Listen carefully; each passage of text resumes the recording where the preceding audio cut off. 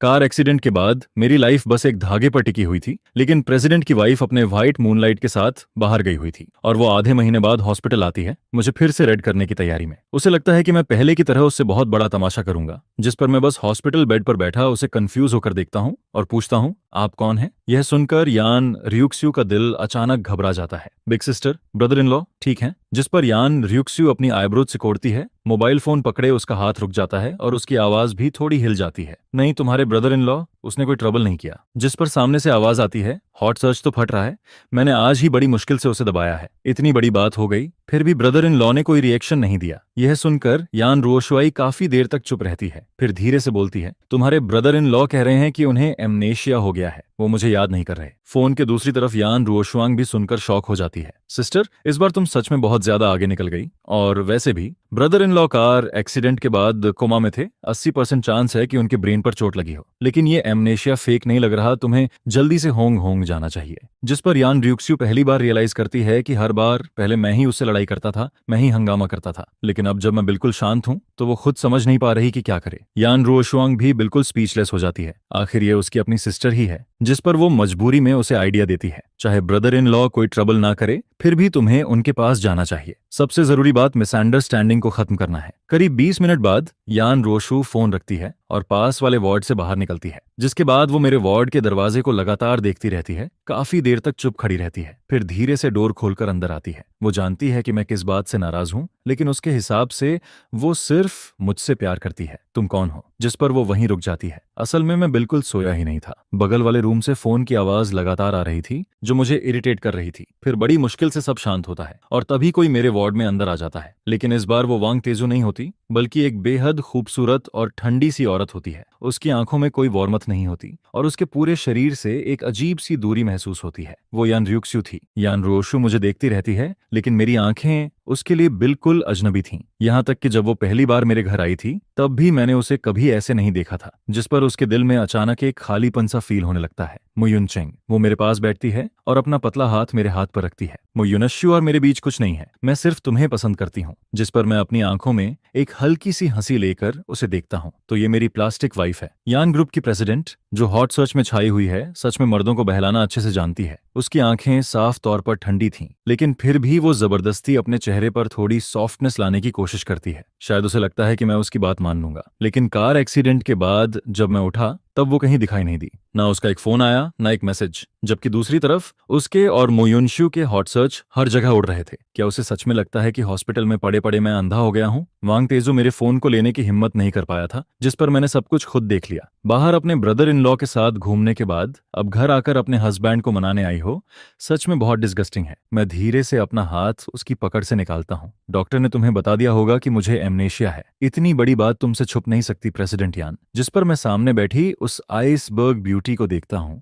और मेरे होंठों पर हल्की सी हंसी आ जाती है। तो अब एक्टिंग मत करो। वैसे भी मुझे ना तुम याद हो, ना मुयुनश्यू, और ऑनेस्टली तुम्हारी इन छोटी छोटी गंदी बातों में मुझे कोई इंटरेस्ट भी नहीं है। मुयुनचेंग, मैं नहीं। लेकिन यान रियुक्स्यू फिर से मेरा हाथ पकड़ लेती है और इस बार पहले से ज्यादा जोर से पकड़ती है। शुरू से आखिर तक मैं सिर्फ तुम्हें पसंद करती हूँ, मेरे और मुझसे युनश्यू के बीच। जिस पर मैं अचानक हंस देता हूँ। आखिर वो तुम्हारे दिल का व्हाइट मूनलाइट है, वही इंसान जिसे तुम सबसे ज्यादा छुपा कर रखती हो, है ना? यह सुनते ही उसका चेहरा तुरंत ठंडा पड़ जाता है। मुन्ना युनचेंग, बस बहुत हो गया। जिस पर मैं धीरे से उसका हाथ झटकता हूँ और साइड में हटने लगता हूँ। लेकिन अचानक यान रुओशु मुझे घूरने लगती है, फिर एक हाथ से मेरी बैग पकड़ लेती है और दूसरा हाथ हॉस्पिटल बेड पर रखकर मुझे रोक देती है। और फिर बिना कुछ कहे वो मेरे करीब आने लगती है, लेकिन मैं उसे धीरे से धक्का देता हूँ और अगले ही पल उसे एक जोरदार थप्पड़ मार देता हूँ। यान रुओशु हमेशा से ऊपर रही थी, उसके सामने कभी किसी ने ऊंची आवाज तक में बात नहीं की थी। थप्पड़ मारना तो बहुत दूर की बात थी, लेकिन अब सिर्फ एक किस की वजह से उसे मेरे हाथ से थप्पड़ पड़ गया। जिस पर वो मुझे ऐसे देखती है जैसे मेरी आत्मा के अंदर तक देख लेना चाहती हो। लेकिन मैं, जो हमेशा उसके सामने शांत और नरम रहता था, इस बार बिल्कुल नहीं डरता। मैं तो पॉकेट से एक टिश्यू निकालता हूँ और अपने होंठों को ऐसे साफ करने लगता हूँ जैसे उसने मुझे गंदा कर दिया हो। मेरा ये रिएक्शन देखकर उसके दिल में सीधा चोट लगती है। बाहर निकलो। मैं अपने होंठों से लिपस्टिक का निशान साफ करता हूँ, फिर ठंडी आवाज में दरवाजे की तरफ इशारा करता हूँ। जिस पर इस बार यान रुओशु सच में घबरा जाती है। उसे खुद भी समझ नहीं आता कि वो वार्ड से बाहर कैसे निकलती है। उसे सिर्फ इतना याद रहता है कि मेरी आंखों के सामने वो एक पल भी रुक नहीं पाती, क्योंकि उसे डर लग रहा था कि अगर वो और रुकी तो मैं उससे और ज्यादा नफरत करने लगूंगा। यान रोशो के जाने के बाद मैं जितना इसके बारे में सोचता हूँ उतना ही मेरा फैसला मजबूत होता जाता है, जिस पर मैं सीधा बेड से उठता हूँ, बाथरूम में जाता हूँ और बहुत ध्यान से अपने दांत साफ करता हूँ। इसके बाद मैं वापस हॉस्पिटल बेड पर आकर बैठता हूँ, फोन निकालता हूँ और इंटरनेट पर यान रोशो के साथ अपनी 3 साल की शादी के बारे में सर्च करने लगता हूँ, लेकिन मुझे कुछ भी नहीं मिलता। यहाँ तक कि पिछले कुछ दिनों से जो हॉट सर्च हर जगह छाया हुआ था वो भी पूरी तरह गायब किया जा चुका था। सब कुछ पूरी तरह गायब हो चुका था और मेरी आंखों में एक ठंडी सी लहर दौड़ जाती है। मेरे हाथ तेजी से चलते हैं, लेकिन तभी मुझे पता चलता है कि मोबाइल में वेबो दूसरे अकाउंट पर स्विच हो सकता है,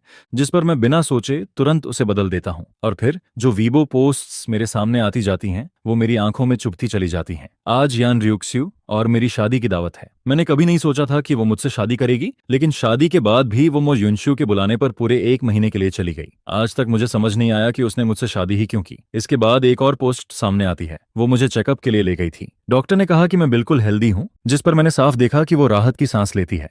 लेकिन उसी पल मो युनशु की बात मेरे दिल को तोड़ देती है। उसने मुझसे शादी सिर्फ मेरे खून की वजह से की। फिर अगली पोस्ट आती है। आज मैं घर वापस आया और मो युनशु मुझे हंसते हुए पूछता है, क्या अभी तक तुम सच में यान रियुशु को हासिल नहीं कर पाए? जिस पर मुझे लगता है कि ये सब यान रोशु ने ही उसे बताया होगा, लेकिन फिर भी मैं उसे पसंद करता हूँ। भले ही वो ज्यादा बात नहीं करती, उसका चेहरा हमेशा ठंडा रहता है, लेकिन मेरे साथ वो ठीक रहती है। वो 20 साल से ब्लड बैग रही है और मेरे लिए सबसे अच्छी है, चाहे वो सिर्फ मेरे खून की वजह से ही क्यों ना हो। फिर अगली पोस्ट मेरी आंखों के सामने आती है। आज हमारी शादी की सालगिरह है। उसने मुझे किस किया और मेरा दिल जैसे बाहर आने वाला था, लेकिन अफसोस उसे फिर से मुझ युनशु ने बुला लिया। वो मुझे पहले से ज्यादा सूंघना पसंद करने लगी है, लेकिन फिर भी वो मुझे छूने नहीं देती। मुझे नहीं पता मैं कब तक इंतजार कर पाऊंगा। शायद वो मुझे थोड़ा सा पसंद करती है। मैं उसका रियल हस्बैंड बनना चाहता हूँ। इसके बाद अगली पोस्ट सामने आती है। आज हमारी शादी को 3 साल हो गए। शायद मैं बीमार हो चुका हूँ। जब भी उसका और मो युनशु का हॉट सर्च आता है या मो युनशु मुझे कोई फोटो भेजता है, मैं उससे बहुत बड़ा झगड़ा करने लगता हूँ और फिर वो आधी रात को घर वापस आती है। उस दिन मैं अचानक अपना गुस्सा कंट्रोल नहीं कर पाया। वो डर गई थी, जिस पर उसने मुझे बस कसकर पकड़ लिया और बार बार कहती रही, मो युनचेंग, मैं सिर्फ तुम्हें पसंद करती हूँ। जिस पर मुझे लगा कि शायद वो अभी भी मेरी परवाह करती है, लेकिन मेरा गुस्सा हर दिन और ज्यादा बढ़ता जा रहा है और शायद वो भी कभी नहीं सोचती कि मैं कैसा फील करता हूँ, क्योंकि हर बार वो मुझे बस गले लगा लेती है। लेकिन अब मुझे खुद से ही नफरत होने लगी है। मैं जानता हूँ कि मैं उसकी फीलिंग्स को अपने हथियार की तरह इस्तेमाल करता हूँ। मेरी नजर आखिर में उस आखिरी वीबो पर जाकर रुकती है। वो पोस्ट थोड़ी सी सुसाइड जैसी लग रही थी। आधे महीने पहले मैंने सच में उस कार एक्सीडेंट के बारे में सोचा था। उस वक्त मेरा दिल जैसे रुकने वाला था। पूरा एक दिन मैं वेबो पर अपनी पुरानी जिंदगी जोड़ता रहता हूँ और तभी मुझे समझ आता है कि मैं सिर्फ एक कमजोर और बेकार हस्बैंड नहीं था, बल्कि मैं फैमिली का सबसे बड़ा बेटा भी था। और मो युनशु और मैं, हम दोनों ट्विन ब्रदर्स थे। मैं उससे सिर्फ 5 मिनट पहले पैदा हुआ था, लेकिन मो युनशु बचपन से ही कमजोर था। 1 साल की उम्र में ही उसे एप्लास्टिक ब्लड डिजीज हो गई थी और उसे लंबे समय तक ब्लड ट्रांसफ्यूजन की जरूरत थी। और हम दोनों का ब्लड ग्रुप भी एक ही था, पांडा ब्लड। लेकिन मैं उससे ज्यादा हेल्दी था, जिस पर मैं मो युनशु का ब्लड बैग बन गया। मेरी माँ कॉन्कुबिन्सु ने मुझे और मोती युनशु को जन्म देने के बाद अपनी बॉडी पूरी तरह खराब कर ली थी और उसके बाद वो कभी बच्चे पैदा नहीं कर पाई। इसलिए मेरे और मो युनशु के अलावा कोई छोटा भाई नहीं था। बस हमारी 3 बड़ी सिस्टर्स थीं। लेकिन क्योंकि मो युनशु बचपन से कमजोर था और घर में सबसे छोटा भी वही था, इसलिए उन तीनों सिस्टर्स की नजर में भी सिर्फ वही था, जिस पर मैं खुद पर हंस देता हूँ। इस फैमिली में मैं हमेशा एक्स्ट्रा था। मेरी सिर्फ एक ही वैल्यू थी, मो युनशु के लिए ब्लड बैग बने रहना। मैं वेबो बंद करता हूँ और फोन बुक खोलता हूँ। फिर एक एक करके सारे नाम ब्लॉक करना शुरू कर देता हूँ। आज से मैं सिर्फ अपने लिए जीऊंगा। अब कोई भी मुझसे खून की एक बूंद भी नहीं ले पाएगा। एड्रेस बुक साफ करने के बाद मैं वीचैट भी डिलीट करना शुरू करता हूँ और सबसे पहले ऊपर पिंड मिसेस यान को डिलीट करता हूँ, जिसके बाद एक एक करके वो सारे लोग डिलीट होते जाते हैं जिन्हें मैं फैमिली कहता था। डिलीट करने से पहले मैं खास तौर पर उनकी चैट हिस्ट्री खोलकर देखता हूँ और वहां मुझे अपना पुराना वाला वर्जन दिखाई देता है। एक ऐसा इंसान जो बस हर किसी के पीछे घूमता रहता था, हर वक्त उनकी केयर करता था, जब बुलाओ तब पहुंच जाता था, उनके लिए भागता था और यहाँ तक कि उन्हें पैसे भी देता था, जिस पर मैं अपना हाथ उठाकर खुद को एक थप्पड़ मार देता हूँ। डिटेक्टिव मॉम सच कहती थी, लेकिन मेरे चेहरे पर पड़े उस थप्पड़ का दर्द भी मुझे महसूस नहीं होता। मैं बिल्कुल शांत होकर वीचैट साफ करता रहता हूँ और आखिर में सिर्फ एक नाम बचता है, जियांग मो। क्योंकि जियांग मो के साथ मेरी आखिरी चैट मुझे डांटने वाली थी। वो मुझे गुस्से में कह रहा था कि मैं प्यार में पागल हो चुका हूँ। एक औरत के लिए मैंने खुद को खो दिया है। उसने कहा था अगर मैं ऐसे ही चलता रहा तो एक दिन मेरे पास कोई दोस्त नहीं बचेगा और जब तक बहुत जरूरी ना हो वो मुझसे दोबारा कांटेक्ट नहीं करेगा। मैं फोन स्क्रीन को चुपचाप देखता हूँ और मेरे होंठों पर हल्की सी स्माइल आ जाती है। लगता है मेरा पुराना वाला मैं पूरी तरह अकेला नहीं था। कम से कम उसके पास ऐसा एक दोस्त तो था जिस पर मैं बिना सोचे उसे सीधे वॉइस कॉल कर देता हूँ। जियांग मो ज्यादा देर नहीं लगाता और कॉल उठा लेता है, लेकिन उसकी आवाज में साफ इरिटेशन और गुस्सा होता है। इसके बाद मैं बहुत धीरे से बोलता हूँ, जियांग मो तुम कहाँ हो? क्या तुम मुझसे मिलने आ सकते हो? जिस पर फोन के दूसरी तरफ जियांग मो कुछ सेकंड के लिए चुप हो जाता है। मेरा कार एक्सीडेंट हुआ था, मेरे सिर पर चोट लगी और मेरी मेमोरी चली गई। मैंने चैट हिस्ट्री देखी और मुझे लगा कि सिर्फ तुम ही मेरे साथ अच्छे थे। क्या तुम्हारा कार एक्सीडेंट हुआ और तुम्हारी मेमोरी चली गई? यह सुनते ही जियांग मो तुरंत फट पड़ता है। उसकी चिंता मुझे फोन के उस पार से भी महसूस होने लगती है। मुझे हॉस्पिटल का एड्रेस भेजो, मैं अभी आता हूँ। जिस पर मैं कॉल काटता हूँ, उसे अपनी लोकेशन भेजता हूँ और फिर बेड पर टिक कर चुपचाप उसका इंतजार करने लगता हूँ। उधर यान ग्रुप में यान रुओशुआंग जल्दी जल्दी प्रेसिडेंट ऑफिस में घुसती है और जैसे ही वो अंदर आती है वो अपनी सिस्टर को खोया हुआ बैठा देखती है। क्या हुआ सिस्टर? ब्रदर इन लॉ ने तुम्हें मारा भी? कैसे उसने यान रुओशु के चेहरे पर हाथ उठा दिया। मेरा थप्पड़ बिल्कुल हल्का नहीं था। जिस पर जैसे ही यान रियुक्स्यू अपना चेहरा घुमाती है, यान रियुशुआंग ठंडी सांस लेती है। उसके गोरे चेहरे पर उंगलियों का साफ निशान बना हुआ था। एक नजर में पता चल रहा था कि उसे जोर से मारा गया है। जिस पर यान रुओशु अपना माथा दबाती है और मेरी वो ठंडी अजनबी आंखें याद करते ही उसके दिल में फिर से दर्द उठने लगता है। वो एक्टिंग नहीं कर रहा था। जिस पर यान रुओशुआंग तुरंत बोल पड़ती है, तो क्या ब्रदर इन लॉ सच में एमनेशिया भूल गए हैं? वरना वो आपको कभी नहीं मारते। लेकिन अगले ही पल उसकी नजर यान रोशु के लाल होंठों पर जाती है, जिस पर वो धीरे से बोलती है, सिस्टर आपने कहीं ब्रदर इन लॉ को जबरदस्ती किस करने की कोशिश तो नहीं की? क्योंकि वो अपनी सिस्टर को अच्छे से जानती थी। यान रोशु इतनी आसानी से एमनेशिया पर भरोसा नहीं करती, इसलिए शायद उसने ये तरीका मुझे टेस्ट करने के लिए इस्तेमाल किया था। एमनेशिया शायद टेम्परेरी हो, डॉक्टर ने क्या कहा है? जिस पर यान रोशु की आईब्रोज थोड़ी ढीली पड़ती हैं और वो धीरे से बोलती है, डॉक्टर ने कहा है कि धीरे धीरे रिकवर हो सकता है। तभी अचानक उसका फोन बजने लगता है। कॉल वांग स्पेशल असिस्टेंट की थी। जिस पर यान रुओशुआंग तुरंत फोन उठाती है। क्या हुआ? लेकिन सामने से वांग स्पेशल असिस्टेंट बहुत बेबस आवाज में बोलता है, मैं उन्हें समझा नहीं पा रहा। यह सुनते ही यान रियुक्स्यू कुछ सेकंड के लिए चुप हो जाती है, फिर तुरंत बोलती है, मैं अभी आती हूँ। जिस पर यान रुओशुआंग भी सुनते ही तुरंत उसके पीछे हो लेती है। मैं भी चलती हूँ। असल में पहले उसके पेरेंट्स भी हॉस्पिटल आना चाहते थे, लेकिन यान रियुक्स्यू ने उन्हें रोक दिया था। करीब आधे घंटे बाद यान रियुक्स्यू और यान रियुशुआंग हॉस्पिटल की उस खास फ्लोर पर पहुंचती हैं और जैसे ही दोनों मेरे वार्ड के बाहर पहुंचती हैं, अंदर से जियांग मो की गुस्से भरी आवाज सुनाई देती है, उन्होंने तुम्हें हॉस्पिटल से डिस्चार्ज क्यों नहीं होने दिया? क्या वो तुम्हें पूरी जिंदगी इसी वार्ड में बंद रखना चाहते हैं? यह सुनते ही यान रियुक्स्यू का चेहरा ठंडा पड़ जाता है, जिस पर वो दरवाजा खोलकर अंदर आती है और आते हैं और ठंडी आवाज में बोलती है, क्योंकि मो युनचेंग की बॉडी अभी पूरी तरह रिकवर नहीं हुई है, इसलिए वो अभी डिस्चार्ज नहीं हो सकता। जिस पर जियांग मो पलटकर उसे देखता है। यान रियुक्स्यू का चेहरा हमेशा की तरह बर्फ जैसा ठंडा था। एक पल के लिए जियांग मो के दिल में डर आता है, लेकिन अगले ही पल वो फिर सीधा खड़ा हो जाता है। मैंने डॉक्टर से पूछा है, डॉक्टर ने कहा है कि मो युनचेंग बिल्कुल ठीक है, नहीं तो क्या मैं उसे डिस्चार्ज करवाने की बात करता? जिस पर यान रोशु हल्का सा भौं सिकोड़ती है। उसे जियांग मो कभी पसंद नहीं था। फिर वो मेरी तरफ देखकर बोलती है, मो युनचेंग को एमनेशिया हो गया है, तुम्हें पता नहीं है? वो एक हाथ पॉकेट में डालकर खड़ी रहती है। उसके चेहरे पर शांति दिखती है, लेकिन उसकी आंखों में बेचैनी छुपी हुई थी। जिस पर मैं चुपचाप उसे देखता हूँ। जियांग मो को मेरे हॉस्पिटल में होने का पता कैसे चला? जरूर मैंने ही उसे बताया होगा, लेकिन अगर मुझे सच में एमनेशिया है तो फिर मैं जियांग मो को कैसे याद रखता हूँ? जिस पर जियांग मो वहीं खड़े खड़े हंस देता है और ये देखकर यान रियुक्स्यू के होंठ नीचे झुक जाते हैं। उसकी काली आंखों में ठंडापन उतर आता है, लेकिन जियांग मो बिल्कुल नहीं डरता। उल्टा वो उसे देखकर हंसता है। क्या ये अच्छा नहीं है? मो युनचेंग आखिरकार वो सारी बुरी बातें भूल सकता है। तुम्हारे जैसी स्कमबैग अब उसे दोबारा हर्ट नहीं कर पाएगी। जियांग मो, यह सुनते ही यान रुओशुआंग तुरंत गुस्से में बोल पड़ती है, मेरी सिस्टर को स्कमबैग कहने की हिम्मत कैसे हुई तुम्हारी? यान रुओशुआंग हमेशा अपनी सिस्टर को सबसे ज्यादा मानती थी। वो कैसे देख सकती थी कि कोई उसके सामने उसकी सिस्टर को ऐसे बोले? जिस पर उसका चेहरा तुरंत गुस्से से भर जाता है। अगर कोई और होता तो वो अभी तक उसके दांत तोड़ चुकी होती। क्यों? क्या तुम्हारी सिस्टर कोई भगवान है? उसके बारे में कुछ कहा भी नहीं जा सकता। जिस पर जियांग मो भी बिना डरे बोलता है, मुझे याद है जब उनकी शादी हुई थी तब मैं यान सिस्टर्स को कितना पसंद करता था, लेकिन अब देखो दोनों बिल्कुल एक जैसे हैं, एकदम स्कमबैग। यह सुनकर यान रुओशुआंग का चेहरा नीला पड़ जाता है, लेकिन क्योंकि बात मेरे बारे में थी इसलिए वो कुछ कह नहीं पाती। सच तो ये था कि पूरी फैमिली जानती थी कि यान रुओक्सुए मेरे लिए कितनी अच्छी थी, लेकिन कोई भी ये नहीं समझ पाया कि उसका और मू फैमिली के दूसरे यंग मास्टर मू यूनश्यू का रिश्ता आखिर था क्या। यान रोशुआंग ने भी अपनी सिस्टर से कई बार पूछा था, लेकिन हर बार यान रियुक्स्यू बस यही कहती थी, तुम इसमें मत पड़ो। और धीरे धीरे यान रोशुआंग ने भी सोचना छोड़ दिया। उसे लगा शायद मू यूनश्यू बस उसका ब्लू फेस है, लेकिन चाहे जो हो, उसकी सिस्टर कभी मुझे धोखा नहीं दे सकती। मैंने चीटिंग नहीं की। जिस पर यान रोशु की आवाज भारी हो जाती है। उसके अंदर गुस्सा भी था, लेकिन साथ ही एक अजीब सी सीरियसनेस भी। मो यूनचेंग, मैंने तुम्हें कई बार समझाया है, मेरे और मुन यूनश्यू के बीच कुछ नहीं है। मैंने उसे कभी पसंद नहीं किया और ना ही मैंने कभी तुम्हारे साथ कुछ गलत किया, लेकिन मैं बस उसे देखता रहता हूँ। मेरे चेहरे पर कोई रिएक्शन नहीं था, जैसे वो किसी और की कहानी सुना रही हो। लेकिन बगल में खड़ी यान रोशुआंग की आंखें बड़ी हो जाती हैं, क्योंकि उसने अपनी सिस्टर को पहली बार एक साथ इतने सारे शब्द बोलते हुए सुना था। तुमने चीटिंग नहीं की।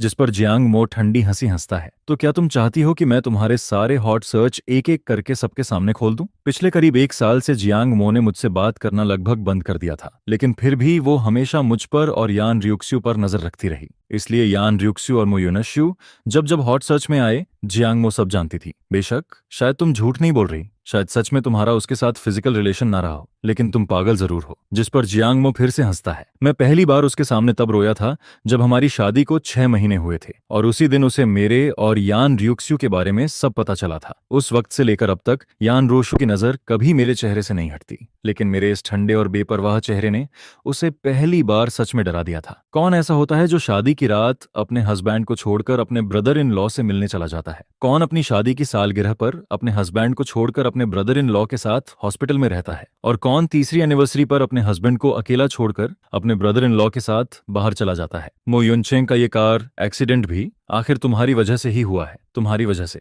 जियांग मो अब लगभग अपना कंट्रोल खोने वाला था, जिस पर यान रियुक्स्यू की नजर लगातार मुझ पर टिकी रहती है, लेकिन इस बार वो एक शब्द भी नहीं बोलती। और अगले ही पल पूरा वार्ड बिल्कुल चुप हो जाता है। ऐसा लगता है जैसे वहां कोई बोलने की हिम्मत ही नहीं कर रहा। जिस पर यान रोशुआंग इधर उधर देखने लगती है। उसके दिल में भी घबराहट होने लगती है। अब उसे भी यकीन हो जाता है कि मुझे सच में एमेनिया हो गया है, क्योंकि पिछले 3 साल में उसने मुझे कभी इतना ठंडा और अजनबी नहीं देखा था। सिस्टर, वो एक्चुअली। जिस पर यान रोशुआंग जल्दी से कुछ बोलकर इस अजीब सी चुप्पी को तोड़ना चाहती है, लेकिन मैं उसे बीच में ही रोक देता हूँ। मुझे हॉस्पिटल से डिस्चार्ज होना है। मेरी आवाज साफ थी। मैं अब कोई एक्सप्लेनेशन नहीं सुनना चाहता था। जिस पर यान रोशु की उंगलियां धीरे से कस जाती हैं। कुछ सेकंड बाद वो अपना हाथ ढीला छोड़ देती है और धीरे से बोलती है, ठीक है, तो मैं डॉक्टर से तुम्हारा ब्लड टेस्ट करवाती हूँ। अगर सब ठीक हुआ तो तुम डिस्चार्ज हो सकते हो। लेकिन मैं उसे ठंडी नजर से देखता हूँ। अब कोई भी मुझसे खून की एक बूंद भी नहीं लेगा। मेरी आवाज में कोई हेजिटेशन नहीं था। मैं साफ अपना फैसला बता देता हूँ। अगर किसी ने जबरदस्ती मेरा ब्लड लेना चाहा तो उसे मेरी लाश से लेना पड़ेगा। मेरी ये बात सुनते ही यान रोशु का चेहरा थोड़ा बदल जाता है। वो जानती थी कि मुझे ब्लड निकलवाना सबसे ज्यादा नफरत थी, लेकिन पिछले 3 सालों से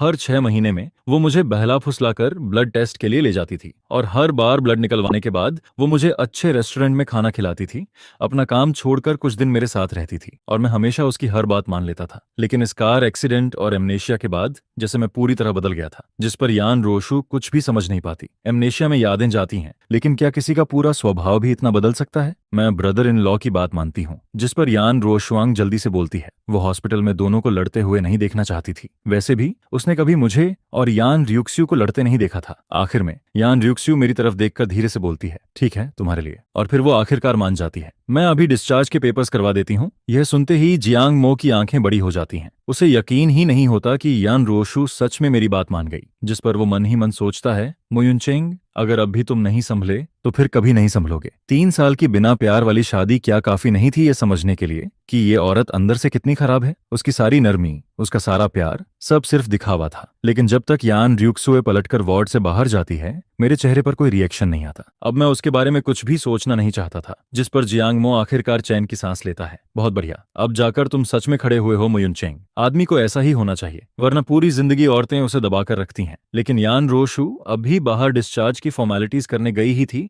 कि अगले ही पल वार्ड में 3 और लोग आ जाते हैं। मेरी बड़ी सिस्टर मो यूनकिंग और मेरे पेरेंट्स। जैसे ही जियांग मो उन्हें देखता है, वो तुरंत ताना मारता है, वाह, आज कैसी हवा चल रही है। इतने रेयर लोग एक साथ यहाँ कैसे आ गए? क्या तुम लोग फिर से यहाँ कोई तमाशा करने आए हो? जियांग मो, तुम यहाँ क्या कर रहे हो? जिस पर मो यूनकिंग उसे ठंडी नजर से देखती है। इस साल मो यूनकिंग 28 साल की थी। डैड को स्ट्रोक आने के बाद उसने मो फैमिली की कंपनी संभाल ली थी। हालांकि बचपन से ही उसे हेयर की तरह तैयार किया गया था और उसमें काबिलियत भी थी, लेकिन उसकी किस्मत बहुत खराब थी। कंपनी संभालने के बाद उसने जितने भी इन्वेस्टमेंट किए, सब में नुकसान हुआ। अगर यान फैमिली का सहारा ना होता तो शेयर होल्डर्स उसे बहुत बहुत पहले बाहर निकाल चुके होते। जिस पर जियांग मो हाथ बांधकर हंसता है, जब बाकी सब यहाँ आ सकते हैं तो मैं क्यों नहीं। तुम्हारी मू फैमिली में मु युनचेंग को छोड़कर कोई भी अच्छा नहीं है। मुशु बेवकूफ है, पास्टर का दिमाग खराब है, बड़ी सिस्टर मु युनकिंग भी बेकार है, दूसरी सिस्टर मु युनशुई पागल है, तीसरी सिस्टर मु युन और उसका टेस्ट वाला बेवकूफ कुत्ता है, और जहां तक मुयुनशु की बात है वो तो पूरा का पूरा green tea little white face है। ये लोग कौन है?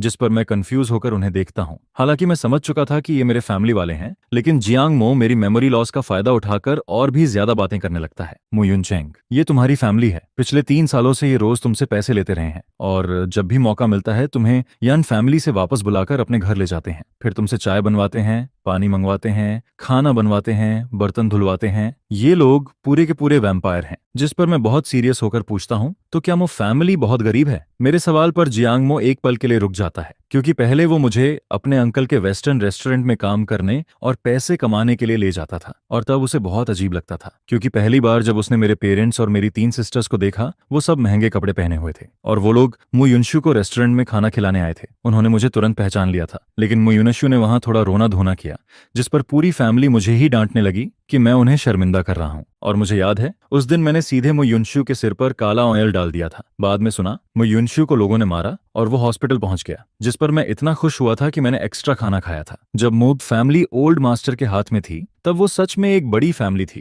भले ही अब पहले जैसी नहीं रही, लेकिन फिर भी पूरी तरह गरीब नहीं थी। लेकिन मैंने तुम्हें पहले ही कहा था, अब तुम्हारी शादी रोशु से हो चुकी है, तुम्हारी आइडेंटिटी अलग है, तुम्हें ऐसे लोगों के साथ नहीं रहना चाहिए। जिस पर अचानक मेरी माँ कॉन्कुबिन सु नाराज होकर बोल पड़ती है। वो जियांग मो पर गुस्सा नहीं निकाल सकती थी, इसलिए हमेशा की तरह सीधा मुझ पर निकालती है, और जियांग मो बस साइड में खड़ा दांत भींच कर रह जाता है। वो उसकी तरफ बिना किसी इमोशन के देखता है और बिल्कुल ठंडी आवाज में कहता है, मुझे याद नहीं है।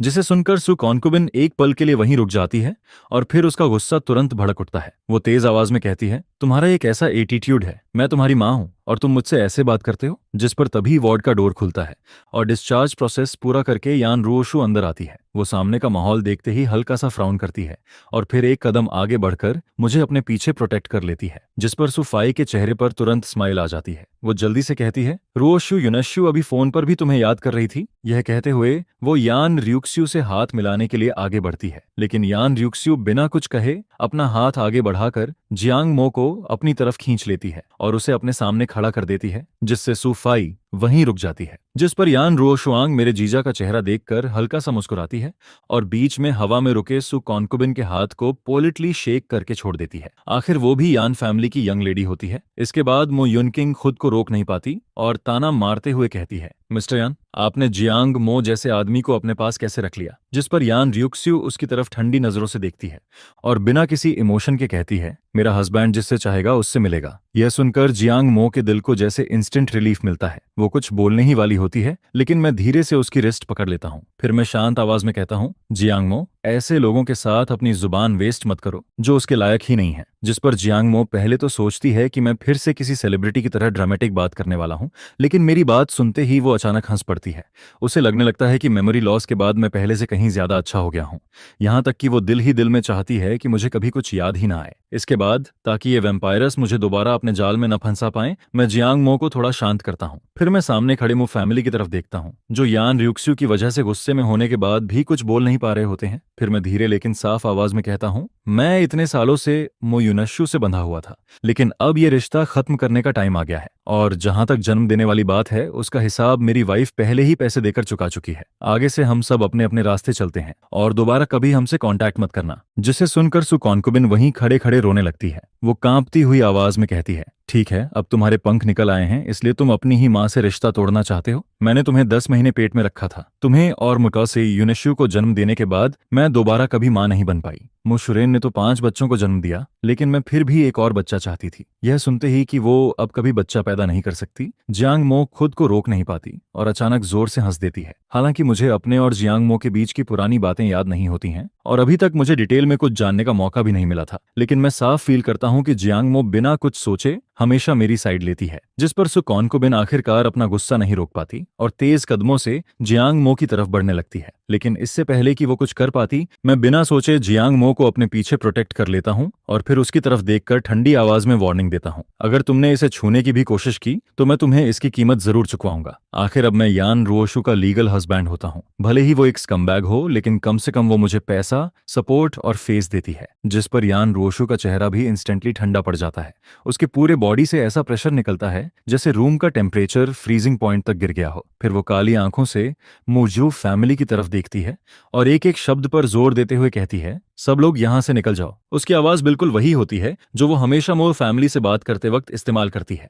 वार्ड में मौजूद हर पर्सन समझ जाता है कि वो साफ तौर पर मो फैमिली को बाहर निकाल रही है। जिस पर सु कॉन्कुबिन के चेहरे की मजबूर स्माइल भी टूटने लगती है, लेकिन वो यान रियुक्स्यू के सामने कुछ कहने की हिम्मत नहीं कर पाती। और फिर उसे ये भी फील होने लगता है कि आज मुझ में कुछ अलग है। इसलिए वो लोग सोचते हैं कि किसी और दिन यान रुओशु का फायदा उठाकर मुझसे दोबारा बात करेंगे। आखिर इस बार कंपनी के प्रोजेक्ट के लिए उन्हें यान रुओशु की मदद चाहिए होती है, नहीं तो पूरा मू फैमिली बैंकरप्ट तक हो सकता है। इसके बाद सुफाई और मू यांगक्वान जबरदस्ती चेहरे पर स्माइल लाते हैं। फिर सुफाई कहती है, युनचेंग अभी हॉस्पिटल में है, हम लोग तुम्हें रेस्ट करने देते हैं, किसी और दिन फिर मिलने आएंगे। मू यांगक्वान और मू युनकिंग भी समझ जाते हैं कि जब तक यान रूहिवे यहाँ है तब तक आज वो कुछ नहीं कर सकते। जिस पर वो लोग मजबूरी में अपना मुंह बंद रखते हैं। मैं बिना किसी एक्सप्रेशन के उन तीनों की जाती हुई पीठ को देखता रहता हूँ और फिर आखिरी बार उन्हें वार्निंग देता हूँ, मू युनशु और मैं यहाँ तक पहुंच चुके हैं और तुम्हारे पूरे मूथ फैमिली का सच भी अब मेरे सामने साफ है। आगे से दोबारा मुझे प्रोवोके मत करना, नहीं तो मेरे पास जो कुछ भी है मैं सब बाहर निकाल दूंगा और उस दिन तुम्हारे मू फैमिली की इज्जत और नाम दोनों खत्म हो जाएंगे। जिसे सुनकर सुफाई और मू यांगक्वान तुरंत पीछे मुड़ते हैं। उनकी आंखें शौक से फैल जाती हैं।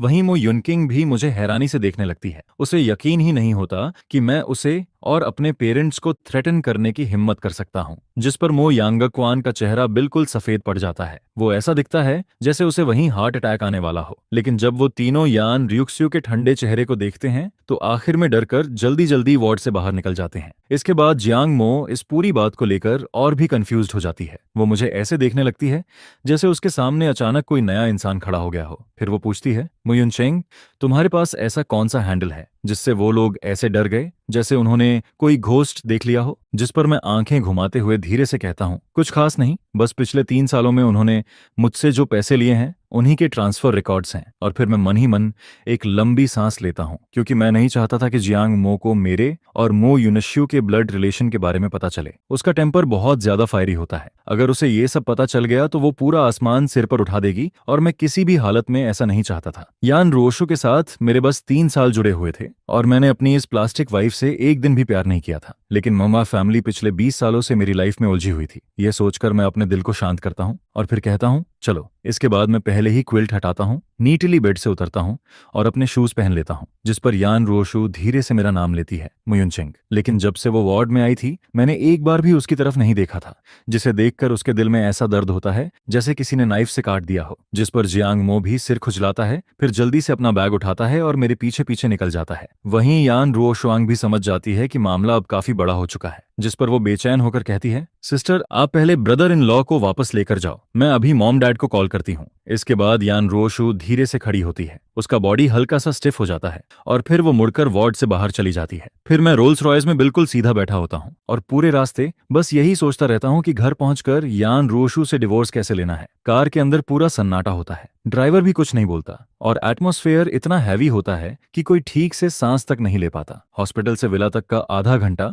मुझे पूरे एक सेंचुरी जैसा लगता है और जब आखिरकार ड्राइवर हमें वहां छोड़ता है तो वो खुद भी ट्री के पास खड़ा होकर राहत की सांस लेता है। उसे भी लगता है कि आज प्रेसिडेंट बहुत ज्यादा स्केरी लग रही थी। जैसे ही मैं एंट्रेंस पर खड़ा होता हूँ, पीछे से यान रोक्सवे आराम से कहती है, तुम्हें इस जगह की कोई याद नहीं आ रही? ये हमारा वेडिंग रूम है और इसे तुमने खुद डिजाइन किया था। यह कहते हुए वो धीरे से अपना हाथ मेरी कमर पर रखती है, जिसे फील करते ही मेरे पूरे बॉडी में गूस बम्प्स आ जाते हैं। जिस पर मैं तुरंत कहता हूँ, मुझे याद नहीं है। फिर मैं तुरंत नीचे झुककर शूज बदलने लगता हूँ और उसी बहाने उसकी बाहों से दूर हो जाता हूँ। जिस पर यान रुओशु वहीं फ्रीज हो जाती है। वो कुछ सेकंड तक अपने खाली हाथों को देखती रहती है और फिर चुपचाप अपने शूज बदलने लगती है। इसके बाद मैं बिना उसकी तरफ देखे सीधे ऊपर चला जाता हूँ और कहता हूँ, स्टडी में चलो, बात करनी है। मैंने डिसाइड कर लिया था कि आज यान रोशु से सब साफ साफ कह दूंगा। चाहे ये शादी आसानी से खत्म ना हो, लेकिन वो एक बड़े नाम वाली इंसान है। अपनी रेपुटेशन और यान फैमिली की इमेज के लिए वो मेरी कंडीशंस को मना नहीं कर पाएगी। जिस पर यान रोशु चुपचाप मेरे पीछे स्टडी तक आती है। फिर हम दोनों स्टडी के सोफा पर आमने सामने बैठते हैं, जिस पर वो धीरे से पूछती है, कुछ जूस लोगे? उसकी आवाज इतनी सॉफ्ट होती है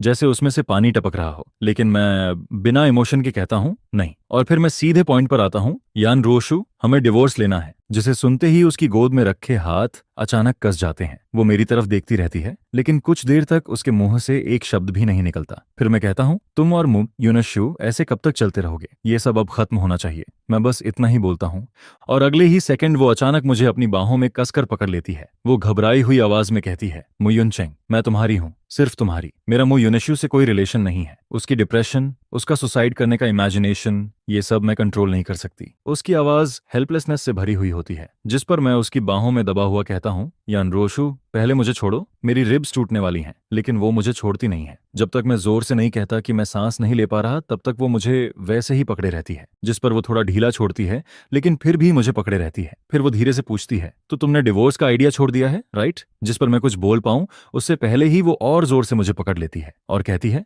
जब तक मैं जिंदा हूं डिवोर्स कभी नहीं होगा। मैं पहले से जानता था कि वो कभी मानने वाली नहीं है। चाहे अमीर लोगों की शादी सिर्फ दिखावा ही क्यों ना हो, लेकिन उसके लिए फेस और रेपुटेशन लाइफ से भी ज्यादा इंपॉर्टेंट होती है। जिस पर मैं कहता हूँ, ठीक है, अगर तुम मेरी 3 कंडीशंस मान लो और एग्रीमेंट साइन कर दो, तो मैं अभी के लिए डिवोर्स की बात नहीं करूंगा। फिर मैं उसे खुद से दूर करने की कोशिश करता हूँ, लेकिन वो फिर भी अपना सिर मेरे चेस्ट में छुपा लेती है और धीरे से कहती है, बोलो। मैं कहता हूँ, पहली बात, आगे से तुम मेरा ब्लड नहीं लोगी और ना ही किसी और को लेने दोगी। जिस पर वो बिना एक सेकंड सोचे तुरंत मान जाती है। फिर मैं कहता हूँ, दूसरी बात, अब मेरा और मो फैमिली का कोई रिलेशन नहीं रहेगा। आगे से तुम अगर उनकी मदद भी करोगी तो वो युनशु के नाम पर मुझे बीच में मत लाना। इस बार भी वो तुरंत हाँ कर देती है। फिर मैं तीसरी बात कहता हूँ, मैं बाहर जाकर काम करना चाहता हूँ। मैं अब मिस्टर यान की आइडेंटिटी में बंध कर नहीं रहना चाहता। मुझे पूरी फ्रीडम चाहिए। जिसे सुनकर यान रुओशु का पूरा बॉडी एकदम रुक जाता है। फिर वो मुझे देखकर कहती है, तुम बाहर जाकर काम करना चाहते हो? मुयुनचेंग, तुम्हें काम करने की जरूरत नहीं है। मैं तुम्हें पूरी लाइफ रख सकती हूँ। लेकिन वो अपनी बात पूरी कर पाती उससे पहले ही मैं उसे बीच में रोक देता हूँ। मैं कहता हूँ,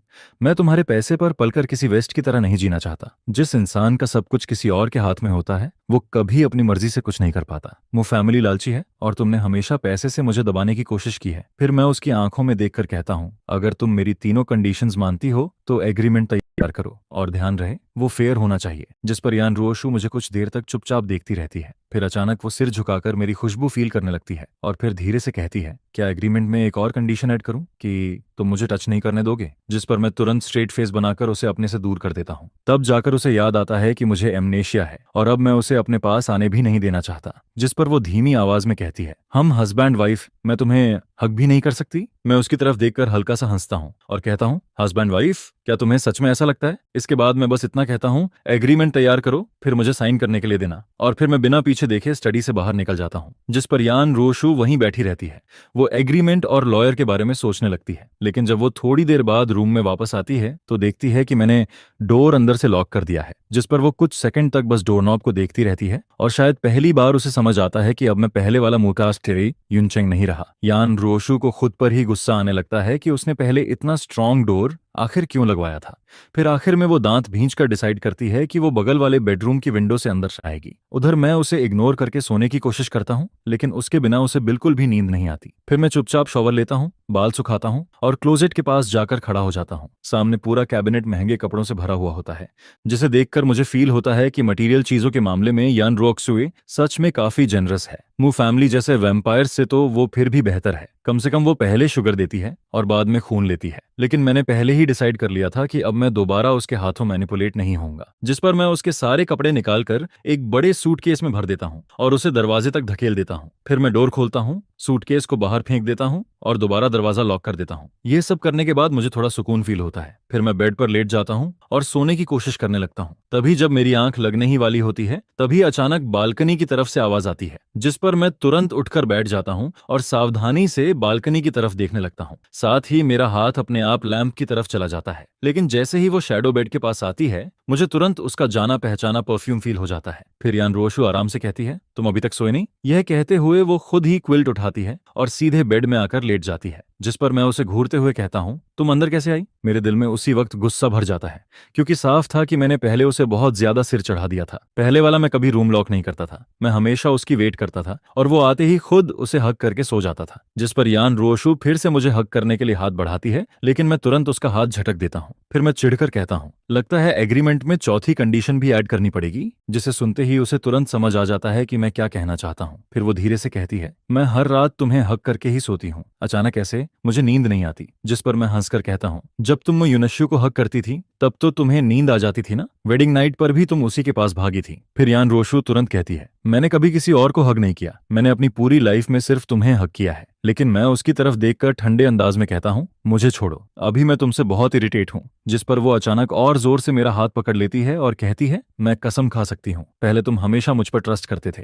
लेकिन अब तुम्हें कुछ याद नहीं है मयुनचेंग, मैं तुम्हें प्रूफ दिखाऊंगी। यह सुनकर मैं उसकी तरफ देखने लगता हूँ। मुझे क्यूरियोसिटी होती है कि वो अपनी इनोसेंस साबित करने के लिए आखिर क्या दिखाएगी, लेकिन अगले ही पल वो अपना फोन निकालती है और उसमें कुछ वीडियोस और सर्विलांस फुटेज खोल देती है। उन सब में बस यही दिख रहा होता है कि वो मुझे हक करके सो रही है या फिर हम दोनों आपस में बात कर रहे हैं। जिस पर मैं हैरान होकर कहता हूँ, तुमने बेडरूम में कैमरा लगवा रखा था? यह सुनते ही मेरा स्कैल्प सुन्न पड़ जाता है। फिर मैं गुस्से में कहता हूँ, तुम प्राइवेट रूम में भी सर्विलांस लगाती हो? क्या तुम पागल हो? जिस पर यान रोशु जल्दी से समझाने लगती है, ये तुमने ही कहा था, तुमने ही मुझे लगाने के लिए बोला था और तुमने ही एग्री किया था, और ये फुटेज सिर्फ मेरे फोन में दिखती है। लेकिन मैं उसकी तरफ देखकर कहता हूँ, जरूर मैंने नहीं, तुमने मुझे फोर्स किया होगा। मुझे यकीन नहीं होता कि पहले वाला मैं इतना बेवकूफ था। जिस पर वो तुरंत सिर हिलाकर कहती है, मैंने तुम्हें फोर्स नहीं किया, तुम खुद मुझे बहुत पसंद करते थे। मैं तुम्हें किस करती थी तो तुम हर बात मान जाते थे, लेकिन अब मैं बिल्कुल परेशान हो चुका था। जिस पर मैं कहता हूँ, अगर तुम नहीं जाओगी तो मैं चला जाता हूँ। फिर मैं बेड से उतरने लगता हूँ, लेकिन वो तुरंत मुझे पकड़ लेती है। फिर वो कहती है, हम हस्बैंड वाइफ हैं,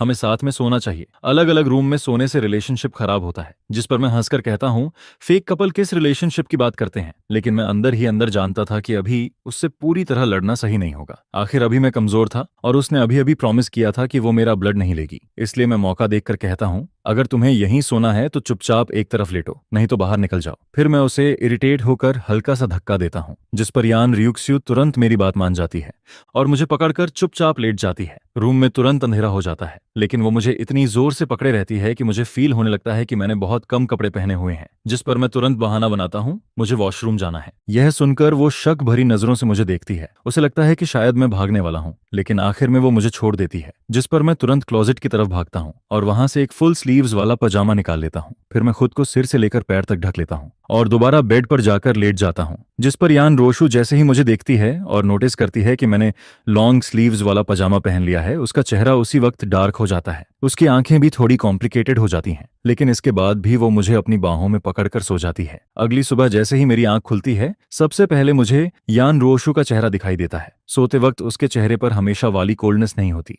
वो काफी शांत और सॉफ्ट लग रही होती है। जिस पर मैं खुद को रोक नहीं पाता और उसके गाल को हल्का सा पिंच कर देता हूँ, जिससे वो हल्का सा भौहें सिकोड़ती है और धीरे धीरे अपनी आंखें खोलती है। फिर वो मुझे थोड़ा कंफ्यूज्ड होकर देखती है और धीरे से कहती है, मुयुनचेंग। जिस पर मैं कपड़े पहनते हुए कहता हूँ, आज मैं बाहर जा रहा हूँ, आए हूँ। जैसे ही मैं उसकी बाहों से निकलता हूँ, उसके दिल में भी एक खालीपन सा फील होता है। फिर वो बेड पर बैठ जाती है और अपने बिखरे हुए बाल ठीक करती है। इसके बाद वो पूछती है, क्या मैं तुम्हारे साथ चल सकती हूँ? जिस पर मैं उसकी तरफ देखकर कहता हूँ, मैं जॉब ढूंढने जा रहा हूँ। क्या एन ग्रुप बंद हो गया है जो उसकी प्रेसिडेंट के पास कोई काम नहीं है? यह सुनकर वो हेल्पलेस होकर कहती है, तुम ही मेरा काम हो। लेकिन मैं उसकी बात को बिल्कुल सीरियसली नहीं लेता। फिर मैं ठंडी आवाज में उसे याद दिलाता हूँ, एग्रीमेंट की तीसरी कंडीशन मत भूलना, मुझे पूरी फ्रीडम चाहिए, रूल्स मत तोड़ना। इसके बाद मैं बेड से उतरता हूँ और कपड़े ढूंढने के लिए क्लोजेट खोलता हूँ। जिस पर यान रोशु भी उठकर क्लोजेट की तरफ देखती है, लेकिन जैसे ही वो अंदर देखती है, उसे पता चलता है कि उसके सारे कपड़े गायब हैं। फिर वो हैरानी से कहती है, मेरे कपड़े कहाँ हैं, मेरे कपड़े कहाँ हैं? जिस पर वो मुड़कर मेरी तरफ देखती है,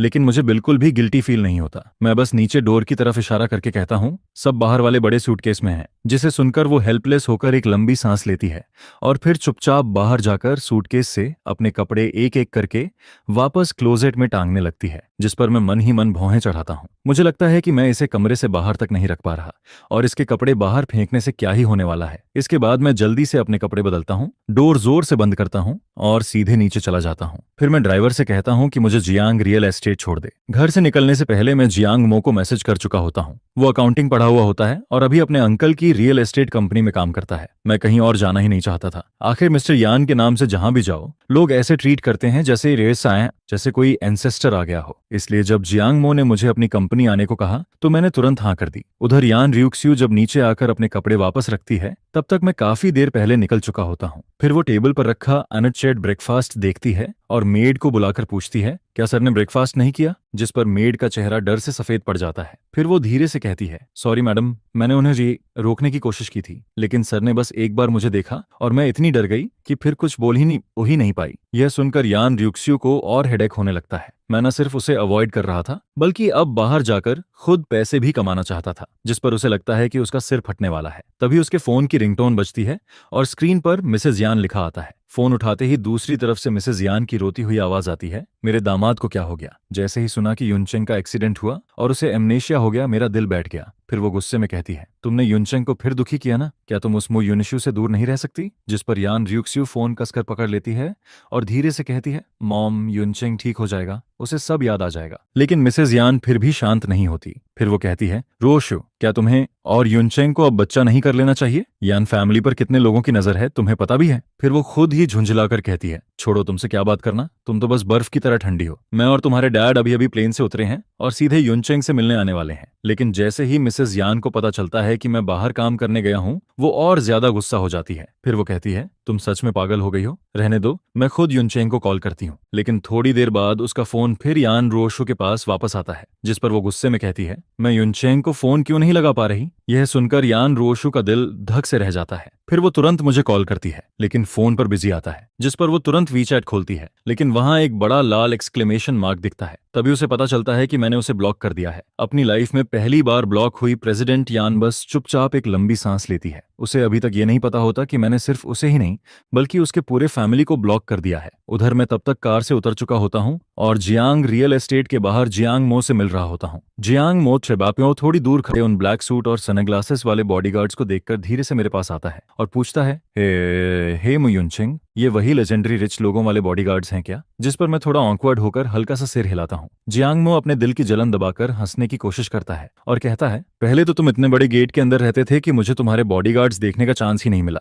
लेकिन अब देखो, ये बिल्कुल वैसे ही लग रहे हैं जैसे टीवी सीरीज में दिखाते हैं। सच में रियलिटी टीवी से भी ज्यादा क्रेजी होती है। जिस पर मैं बस हल्का सा मुस्कुरा देता हूँ लेकिन कुछ नहीं कहता। फिर जियांगमो कहता है, चलो, मैंने अंकल को पहले ही बता दिया है। जैसे ही उन्हें पता चला कि तुम आने वाले हो वो बहुत खुश हो गए। जिस पर मैं धीरे से सिर हिलाता हूँ और उसके पीछे पीछे एलिवेटर में चला जाता हूँ। उधर वो बॉडीगार्ड जो सिर्फ यान रियुक्स्यू के कांटेक्ट में होता है चुपचाप अपना फोन निकालता है। फिर वो उसे मैसेज भेजता है, सर का मूड काफी अच्छा लग रहा है। जिसे पढ़कर यान रोशु का मूड और कॉम्प्लिकेटेड हो जाता है। वो मन ही मन सोचती है, इतना खुश है क्या इसलिए क्योंकि उसने मुझे ब्लॉक कर दिया? और सिर्फ मुझे ही नहीं, उसने मेरे मॉम डैड को भी ब्लॉक कर दिया था। जिसे सोचकर उसे पहली बार फील होता है कि अब मैं सच में रिबेलियस हो गया हूँ। मैंने सीधे पूरे यान फैमिली को ही ब्लॉक कर दिया था। उधर मिसेज यान जैसे ही ये सुनती है वो तुरंत दूसरा नंबर लेकर मुझे कॉल करती है, लेकिन मैं वो भी नहीं उठाता। जिस पर मिसेज यान वहीं गुस्से में कहती है, नहीं, अब हमें खुद युनचेंग के पास जाना पड़ेगा। पता नहीं किसी ने उसे बहका दिया है या क्या, वो हमें ही छोड़ रहा है। वहीं मिस्टर यान भी बेचैन हो जाते हैं। आखिर इतने सालों बाद उन्हें इतना परफेक्ट दामाद मिला था। जिस पर मिसेज यान तुरंत बटर झांग को फोन करती है और कहती है, जल्दी पता करो युनचेंग अभी कहाँ है। कुछ ही देर में बटलर बॉडीगार्ड से बात करके पता कर लेता है कि मैं जियांग मो के साथ जियांग रियल एस्टेट में हूँ। यह सुनते ही मिस्टर और मिसेज यान बिना कुछ सोचे सीधे कार में बैठ जाते हैं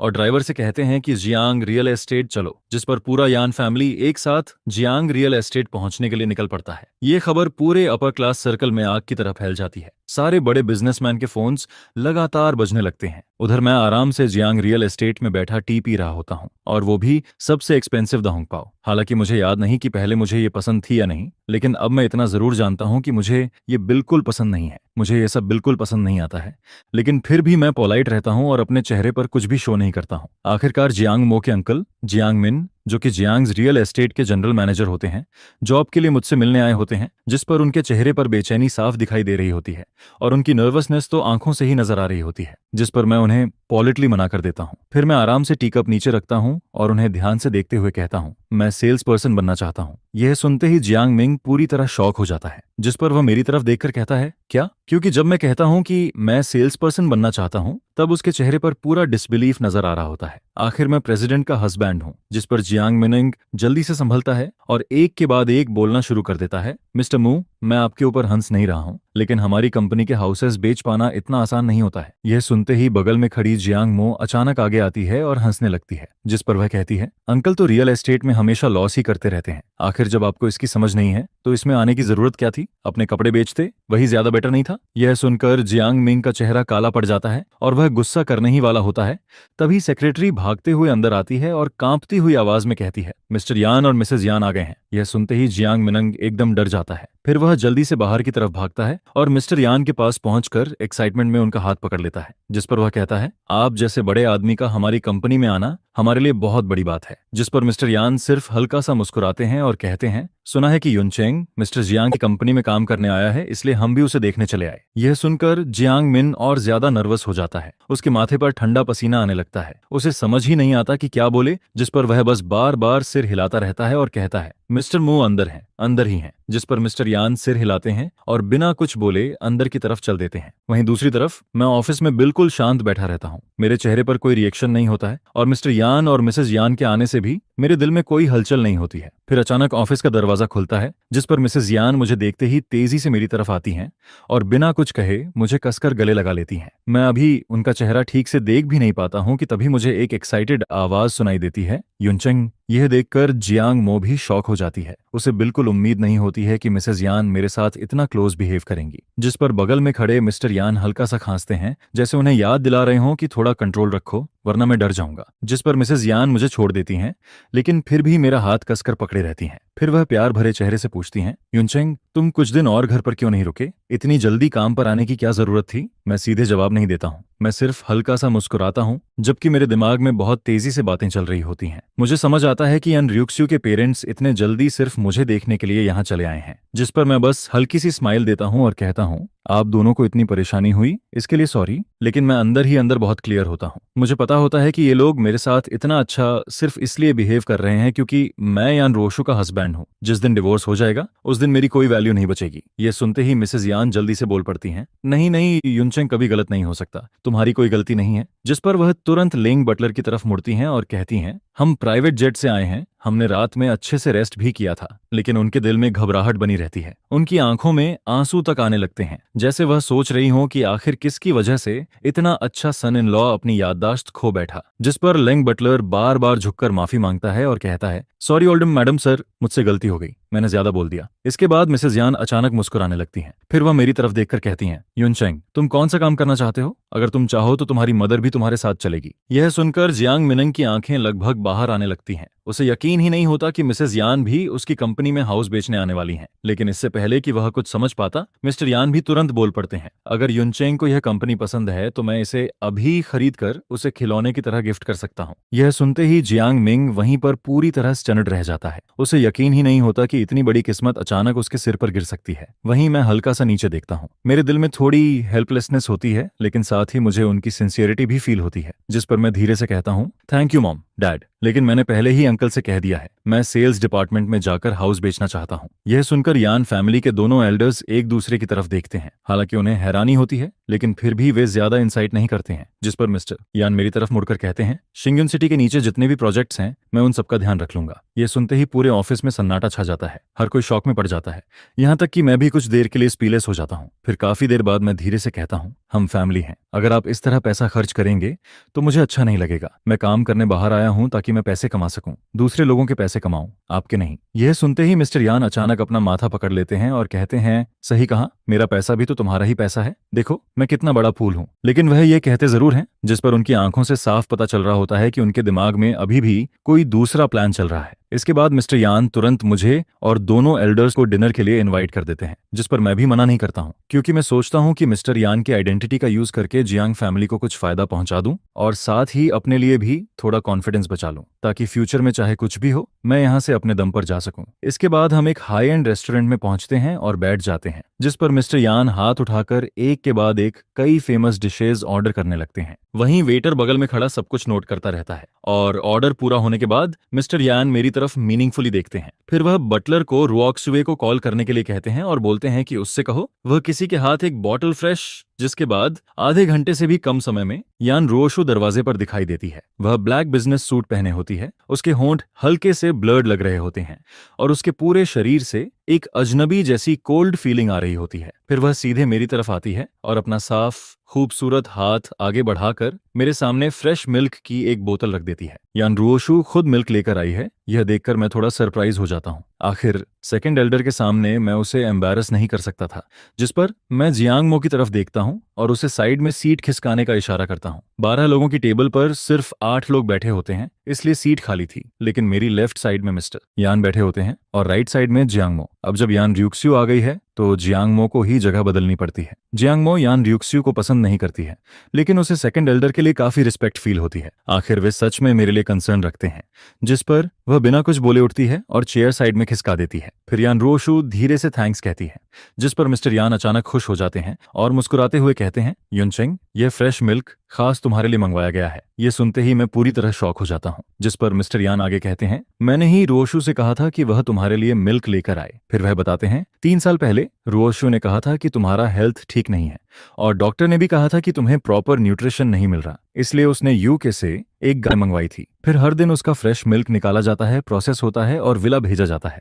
यह सुनकर मेरा जबड़ा तक शौक से खुला रह जाता है और बगल में बैठी जियांगमो भी हैरान रह जाती है। फिर वह हल्की सी हंसती है और कहती है, यान रुओशु छोटी छोटी चीजों में काफी ध्यान देती है, लेकिन एक ऐसी औरत जो किसी एक इंसान के लिए लॉयल नहीं है, उसके केयर करने का क्या फायदा। इससे इंसान और ज्यादा कोल्ड हो जाता है, खासकर जब वह मो युनश्यू के साथ इन्वॉल्व्ड हो। यह सुनकर जियांग मिन भी खुद को रोक नहीं पाता और कहता है, मिस यान सच में अपने हस्बैंड को बहुत ज्यादा चाहती है। लेकिन जैसे ही वह यह कहता है, जियांग मो टेबल के नीचे से अपने अंकल को जोर से पैर मार देती है, जिस पर मुझे मिसेज यान की बात याद आती है। तब से ही मुझे शक होने लगता है कि शायद यान र्यूक्स्यू मेरा बॉडी कंडीशन कर रही थी, सिर्फ इसलिए ताकि मैं मो युनश्यू के लिए एक परफेक्ट ब्लड सोर्स बन सकूं। और शायद उसने मुझसे शादी भी इसलिए की थी क्योंकि वह जानती थी कि मैं उससे बहुत प्यार करता हूं और मैं उसके लिए कुछ भी कर सकता हूं। यह सोचते ही मेरे पूरे शरीर में ठंड सी फील होने लगती है। वहीं दूसरी तरफ यान र्यूक्स्यू पहले ही ग्लव्स पहन चुकी होती है। फिर वह सिर झुकाकर खाना केयरफुली सर्व करने लगती है।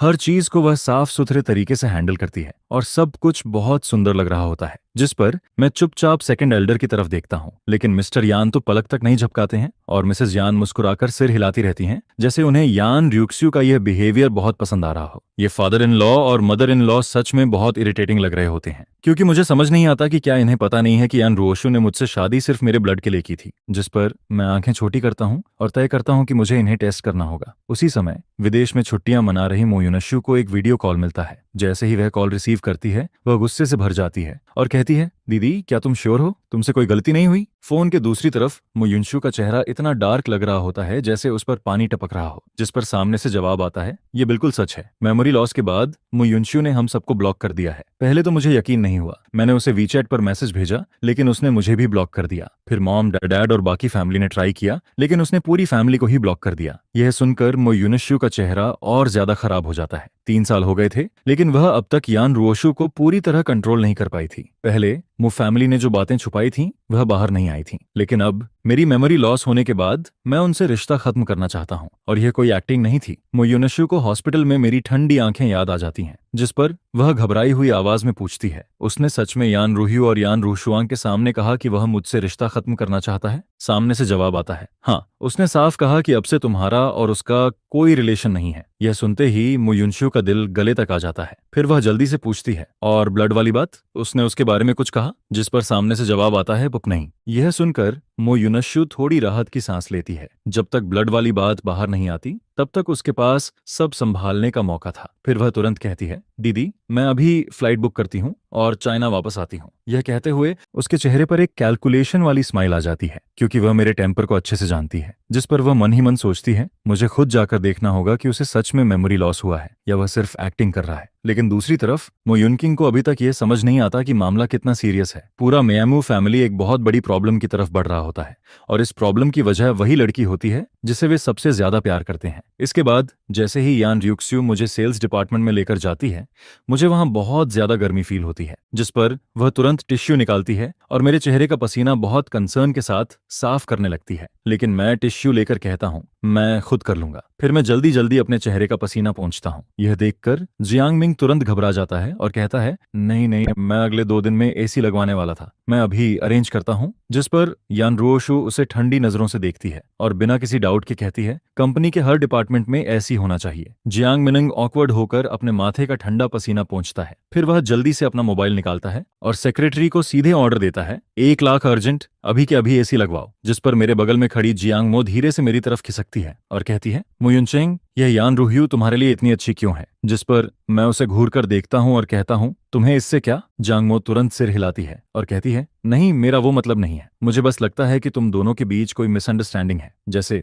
शायद उसे लगा हो कि तुम्हारे दिल में कोई और है, इसलिए वह तुम्हें खुद के पास नहीं आने देती। यह सुनकर मैं मन ही मन ठंडी हंसी हंसता हूं, कोई मिसअंडरस्टैंडिंग नहीं है। इसके बाद यान र्यूक्स्यू अचानक कहती है मुयुनचेंग कल फिर आएगा। यह कहकर वह जियांग मिंग को वहीं छोड़ देती है और बिना मुझे रिएक्ट करने का मौका दिए मेरा हाथ पकड़कर बाहर ले जाती है। जिस पर जियांग मिनिंग जल्दी से कहता है ठीक है मिस्टर यान, आप आराम से जाइए। वहीं पीछे खड़ी जियांग मो चुपचाप यान र्यूक्स्यू की तरफ देखती रहती है और मन ही मन सोचती है यह औरत तो बिल्कुल नहीं चाहती कि मो सियुनचेंग को जरा सी भी तकलीफ हो। अगले ही पल यान रोशु मुझे बिना कुछ बोले एसी वाली कार में बैठा देती है। फिर वह खुद भी अंदर आती है और दरवाजा लॉक कर देती है। जिस पर मैं गुस्से में कहता हूं तुमने कल रात क्या प्रॉमिस किया था? तुमने कहा था कि मुझे पूरी फ्रीडम होगी, लेकिन यान र्यूक्स्यू जैसे मेरी बात सुनती ही नहीं है। वह बस कोल्ड आवाज में ड्राइवर को चलने के लिए कहती है। कार के अंदर की ठंडी हवा धीरे धीरे मेरे गुस्से को थोड़ा शांत कर देती है। 1 घंटे बाद कार रुकती है। फिर यान रोशु मेरा हाथ पकड़ती है और मुझे दूसरे विला के अंदर लेकर जाती है, जिस पर मैं उसका हाथ झटक देता हूं और कहता हूं मैं खुद चल सकता हूं,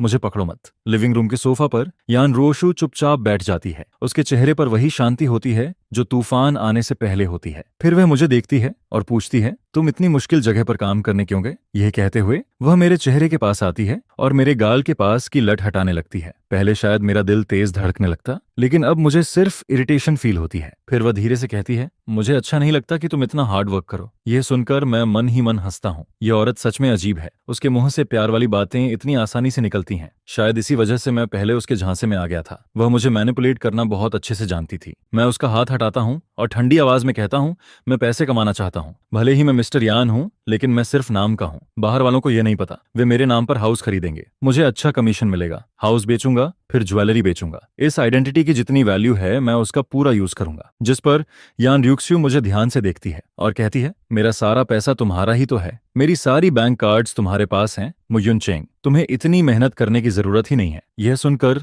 मैं कुछ पल के लिए रुक जाता हूँ। फिर मैं उसे देखता हूँ, क्या सच में उसकी सारी बैंक कार्ड्स मेरे पास हैं? मुझे इस बात पर बिल्कुल यकीन नहीं होता। जिस पर मैं तुरंत पूछता हूँ तो फिर हमारा प्रीन्यूप्शियल एग्रीमेंट कहाँ है? उसे निकालो और मुझे दिखाओ। यह सुनते ही उसकी आंखों में एक ठंडी सी चमक आ जाती है। फिर वह धीरे से कहती है कौन सा प्रीन्यूप्टियल एग्रीमेंट? हमारे बीच ऐसा कुछ नहीं है। मैं एकदम कंफ्यूज हो जाता हूँ। अगर ऐसा कुछ नहीं है तो फिर क्या हमने शादी ही नहीं की? लेकिन इंटरनेट पर हमारी शादी के फोटोज और न्यूज मौजूद हैं, इसका मतलब शादी हुई थी। फिर एग्रीमेंट क्यों नहीं था जब तक कि हम लीगली हस्बैंड वाइफ ही ना हो? जिस पर यान रोशु तुरंत अपना फोन निकालती है, फोटो एल्बम खोलती है और मेरे सामने हमारी शादी की फोटोज रख देती है। वे फोटोज शादी से 1 दिन पहले की होती हैं, लेकिन मैं तुरंत अपना चेहरा दूसरी तरफ घुमा लेता हूँ। मैं उन्हें और नहीं देखना चाहता। उन फोटोज में मैं कितना खुश दिख रहा था, कितनी स्वीट स्माइल थी मेरे चेहरे पर। लेकिन अब सोचता हूँ तो दिल में सिर्फ दुख फील होता है। शादी की फोटो में मैं जितना खुश था, वेडिंग नाइट में उतना ही रोया था। मेरा पुराना वाला खुद सच में बहुत बेवकूफ था। फिर यान रोशु धीरे से मेरा हाथ पकड़ती है और बहुत सॉफ्ट आवाज में कहती है मोयुनचेंग, मुझे खुद से दूर मत करो प्लीज, हम हमेशा से एक दूसरे से प्यार करते आए हैं। यह सुनकर मैं ताना मारते हुए मुस्कुराता हूँ और कहता हूँ तो फिर मुयुनशियू का क्या? जिस पर वह तुरंत कहती है हम दोनों के बीच कुछ नहीं है, मैं सिर्फ तुमसे प्यार करती हूँ, तुम्हें मुझ पर भरोसा करना होगा। मुयुनशियू को डिप्रेशन है, उसने कई बार सुसाइड करने की कोशिश की है, इसलिए मुझे उसका ख्याल रखना पड़ता है। यह सुनकर मैं ठंडी आवाज में कहता हूँ दुनिया में और भी बहुत लोग होंगे जिन्हें डिप्रेशन है, क्या तुम सबका ऐसे ही ख्याल रखोगी? मुझे तो बिल्कुल यकीन नहीं है कि उसे डिप्रेशन है। वह इतना सेल्फिश इंसान है कि उसके अंदर गिल्ट या पेन जैसी कोई चीज हो ही नहीं सकती। यह सुनकर यान रोशु कुछ पल के लिए चुप हो जाती है, फिर धीरे से कहती है लेकिन वह तुम्हारा छोटा भाई है। ये शब्द सुनते ही जैसे मेरे दिमाग में कुछ फट जाता है। मेरे सिर में अचानक बहुत तेज दर्द शुरू हो जाता है। मुझे ऐसा फील होता है जैसे मेरा पूरा दिमाग टूट रहा हो। जिस पर मैं दांत भींच कर चिल्लाता हूँ यहाँ से निकल जाओ, अभी निकल जाओ। फिर मैं उसे जोर से धक्का देता हूँ, वह नीचे गिर जाती है और मैं लड़खड़ाते हुए ऊपर भाग जाता हूँ। मुयुनचेंग यान रोशु कुछ सेकंड के लिए शॉक में रह जाती है, फिर वह जल्दी से मेरे पीछे भागती है, लेकिन तब तक मैं रूम का दरवाजा अंदर से लॉक कर चुका होता हूँ। वह हार नहीं मानती।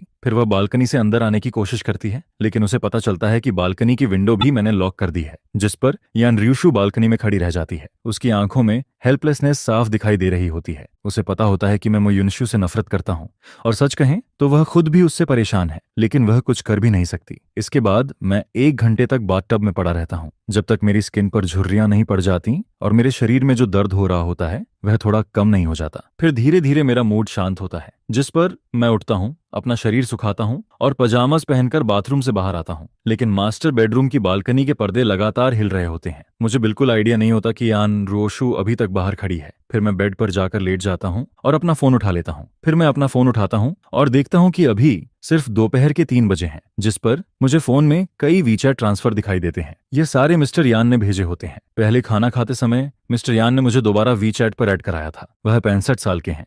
अगर उन्होंने 40 साल की उम्र में बेटी न की होती तो उनकी उम्र मेरे दादा बनने के लिए भी काफी थी। मैं कुछ मिनट तक उनका प्रोफाइल देखता रहता हूँ। फिर जैसे ही मैं फोन रखकर सोने वाला होता हूँ, तभी एक अननोन नंबर का कॉल आ जाता है। मैं पहले उसे इग्नोर करता हूँ, लेकिन सामने वाला बार बार कॉल करता रहता है, जिस पर मुझे थोड़ा अंदाजा हो जाता है कि यह कौन हो सकता है। फिर मैं आखिरकार कॉल उठा लेता हूँ। ब्रदर, मैं चाइना वापस आ रही हूँ, क्या तुम खुश हो? कॉल कनेक्ट होते ही सामने से एक नरम लेकिन अजीब सी मैलिशियस आवाज सुनाई देती है, जिस पर मैं तुरंत आंखें छोटी कर लेता हूँ। मुझे लगा था कि म्यू फैमिली में से कोई होगा जिसे मैंने ब्लॉक किया है, लेकिन मैंने यह बिल्कुल एक्सपेक्ट नहीं किया था कि वह खुद एमओ युनशियो होगी। मैं ठंडी हंसी हंसता हूँ और कहता हूँ, हाँ, मैं बहुत खुश हूँ। मैं तो बस तुम्हें मारने का इंतजार कर रहा हूँ। जल्दी वापस आओ। यह सुनते ही मुकियेतो युनशियो की बात जैसे उसके गले में ही अटक जाती है। मैं मन ही मन सोचता हूँ, युनशियो, तुमने मुझसे जो छीना है मैं उसका 1000 गुना वापस लूंगा। इसके बाद मैं उससे और बात करने की जरूरत नहीं समझता। मैं कॉल काट देता हूँ और उसका नंबर फिर से ब्लॉक कर देता हूँ। फिर मैं जल्दी ही सो जाता हूँ,